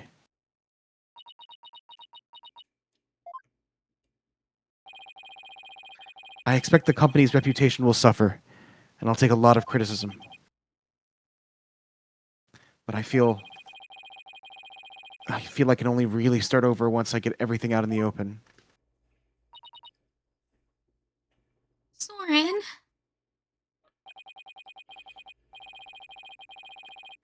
After all that's happened, I might not have the right to ask you this, but... Well, how should I say this? Maybe I'll just...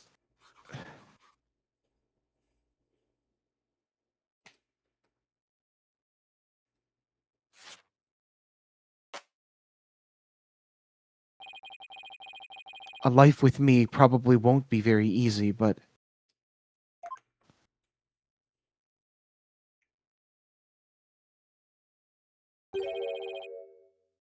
Will you marry me? Yippee! Yes! Of course! Oh, happy version with the hair. She got freckles. Oh. He's so fucking cute. She's really, really cute. Boys, Jesus Christ. I heard that scream. Boys, please, stop. Not right now.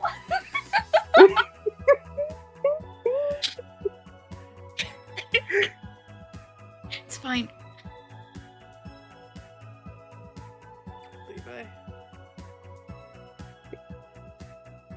Levi. Oh shit, that's me, sorry. Your Honor, thank you for this time. Please, continue with your ruling. Very well. But first, I have one question. Do the two of you pledge your eternal love for each other to the goddess of justice, Themis? Okay, apparently we have a religion. Apparently we have a law religion and we have this entire time. We learned about her in the 5th game. Oh yeah. I do, Your Honor. It's Themis, Themis Legal Academy is the like. Yeah. But it's still weird. It is a really is crazy still thing to weird. sort of drop casually as like. Yeah. Ages In of the people. DLC case. I do.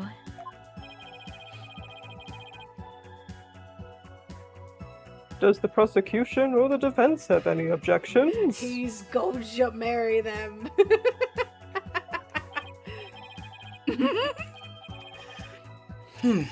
Well done, Your Honor. No objections here. I don't know these guys, so like, yeah. The defense has no objections either, Your Honor. I pointed dramatically for fun, not to object. The court finds the defendant, Ellen Wyatt. Ah, that's not The right. court finds the defendant, Ellen Wyatt, Ellen Sprocket. This court finds the defendant, Ellen Sprocket. Yay! Not guilty. And there's a little subtitle also under it that says, and also married. Yippee! That's why she had to wear her wedding dress the entire The case. entire case. This So is a that really she could be long wearing it wedding. when they got married. Really long wedding. This court is adjourned. Yippee! Yahoo!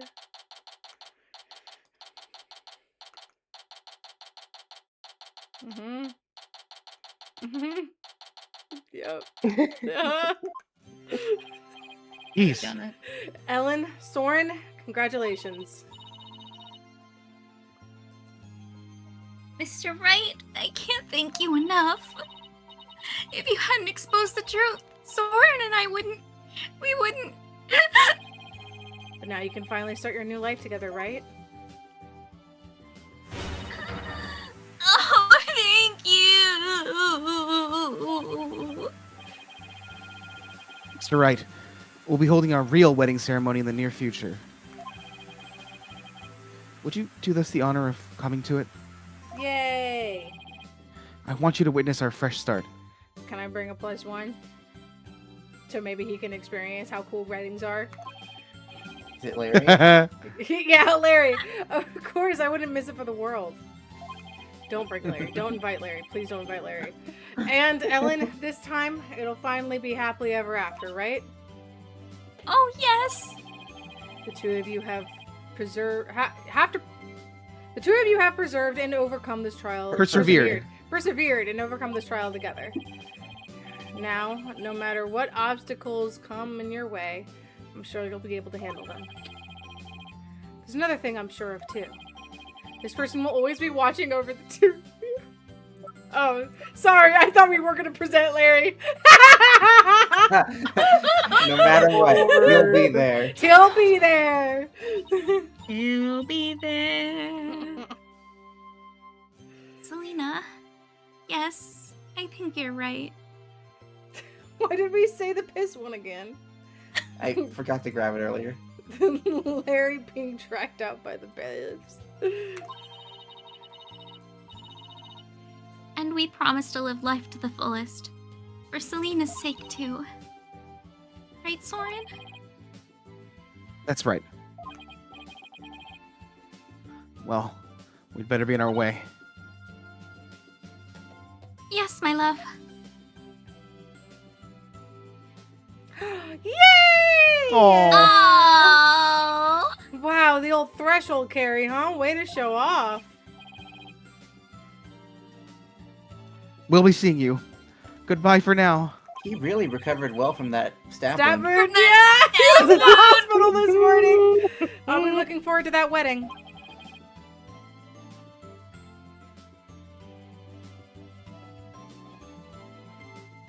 Levi. Hold on tight. Hold on tight, Ellen. Ellen. Sorry. You better believe I will. I'm never letting you go. Oh my god! Yippee! Okay. Chunks of Jordan, wall. Chekhov's jetpack. To the ceiling. There they go.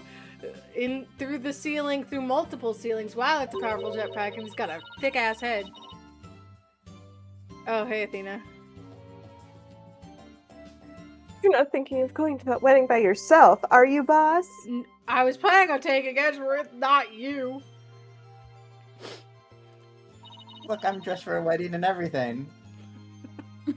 Sure. I'm supposed to wear white. You're taking this too, right?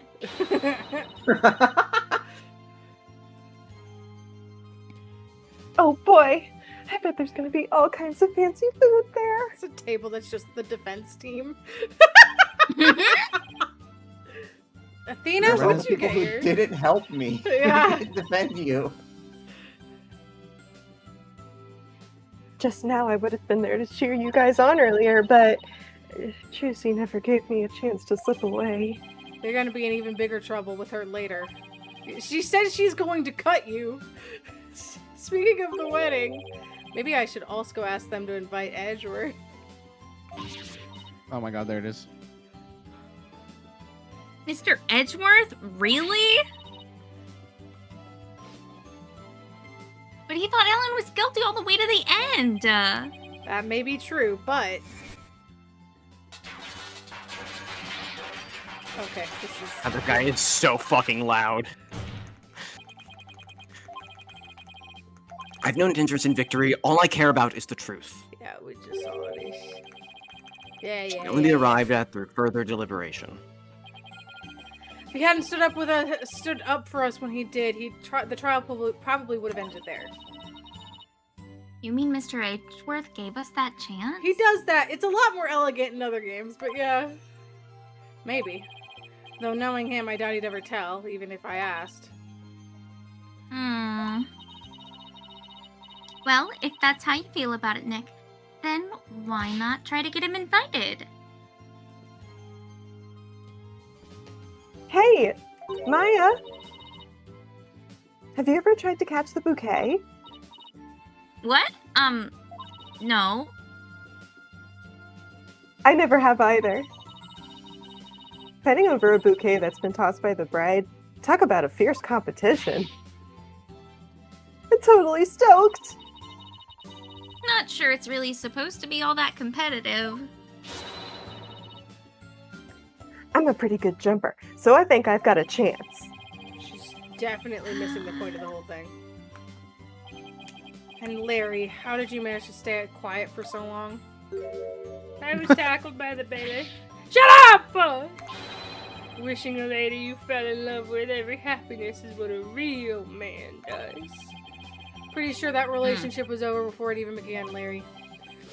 Darn it all! If only I was 10 years younger, things would have gone differently.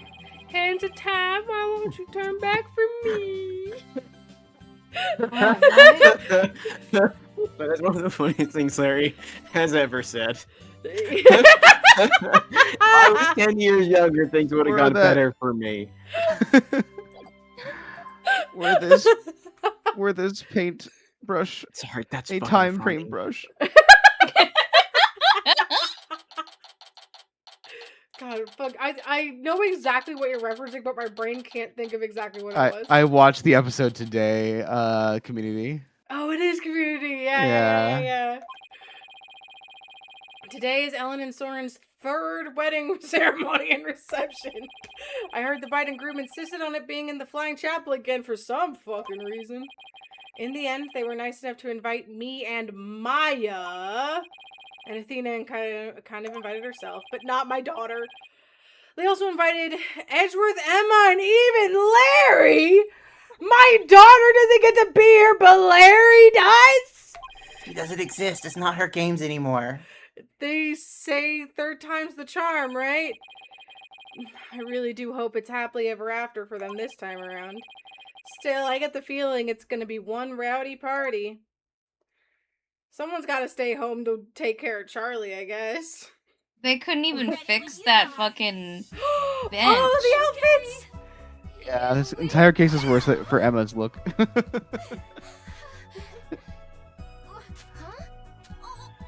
The only 3 women here. Oh, hey! Look who's next! Oh, jeez. What the fuck is that voice? Yeah. Haven't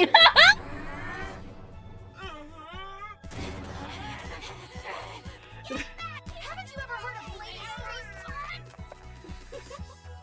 I'm truly blessed to have you. Aww. Cuties. Cuties. Yeah, Emma's outfit was really good. Emma's Yeah. wedding outfit. Yeah. Oh, Charlie, hi. give us an alt out for Aw, her next time. Hi. cute. heart. You've unlocked special bonus music and background in the settings screens. Spirit of Justice commemorative. Oh, okay. Sure. Cute. So we did it, guys. That is You really did. Yay! That's the mainline Ace Attorney games. That is every single main. Now for the Ace good Attorney shit. game. That's all of them ever. That's the only ones that'll ever exist. God damn. It does kind of feel like a bummer that was our last case with like Yeah. Maya Okay, we have and more. Phoenix. But that's we're absolutely going to play the investigations games, and if it so happens that 7 does not come out from when, like, while In we're the next 4 years. in the next like 4 years, we'll probably also play replay in some cases Great Ace Attorney, which I'm really excited about. Obviously I am not going to be doing a voice acting game immediately after this game. When I get back from New York, it'll be something different. I have a lot of things I gotta think about. A lot of series that people have been like, hey, I'll play this with you. So I have to talk to those people, see who wants to do what, when, how, and who feels like sticking around. Or I'll just do something fucking completely different. So yeah, there's a lot of options. There's a lot of series that I want to get back to. Options. We've also got, I also want to play the Layton game so I can play Layton versus Wright. We've also got other voice acting games. Obviously we're gonna play some stuff on Rowan's channel at a certain point. We've been thinking about doing Tyrion Cuthbert over there. 2x2 is coming, Danganronpa 2x2 is coming out next year now, but Kodaka has emphasized that you should play Raincode first. I don't know what that means. So apparently we have to play Raincode at some point. He What just is wants more Raincode? people. He just wants more people to buy his other game. No, he did deliberately say, like, the way he said it was not just like an advertisement for Raincode. So he has 2 games out so far in a 3-part collaboration with the director of Zero Escape. And the first one was Raincode, which is about a bunch of detectives working together to solve a case. They're like all the old. It's like a game. It kind of seems like Danganronpa, but they're all detectives. I'm not 100% sure what that is. I've heard mixed reviews about it. But hey, if that ain't the 2 of those directors combined, but he said he had an interview recently where at first he said that he was not being precious about fan favorites when it came to the new mode in 2x2, and he Why also Nagito? yes He will not be missed. he said, oh god, what was the quote? I posted it. He said playing 2x2 or Raincode will make 2x2 more enjoyable. Yeah. So I don't know what that means, but it may be something that he like learned or figured out in writing Raincode, like inspired something for Danganronpa. I don't know. But you know, might play that at some point. It's a lot going on, a lot of options, and yeah, but also, you know, I got Evil Within. We've got the Marios. We've got Mario. We got the Paper Marios. We got the Metroids. We got a lot of series that I've been saying, yeah, I'll play another one, and then I didn't. So it's not gonna be Dragon Age, I'll tell you that much. We're gonna play Awakening, and then I'm gonna fucking take a break from Dragon Age because I've been playing that game for like 2 fucking years. So we're not gonna play Dragon Age 2 immediately. Anyway, thank you all for watching. I'll see you on Monday. Honestly, maybe not with Dragon Age, because then that'd be starting Awakening and then waiting a full week to get back to it, and that feels weird. So, anyway, I'll see you on Monday with fucking something. Bye. Yippee! Goodbye! Bye. Bye. Bye!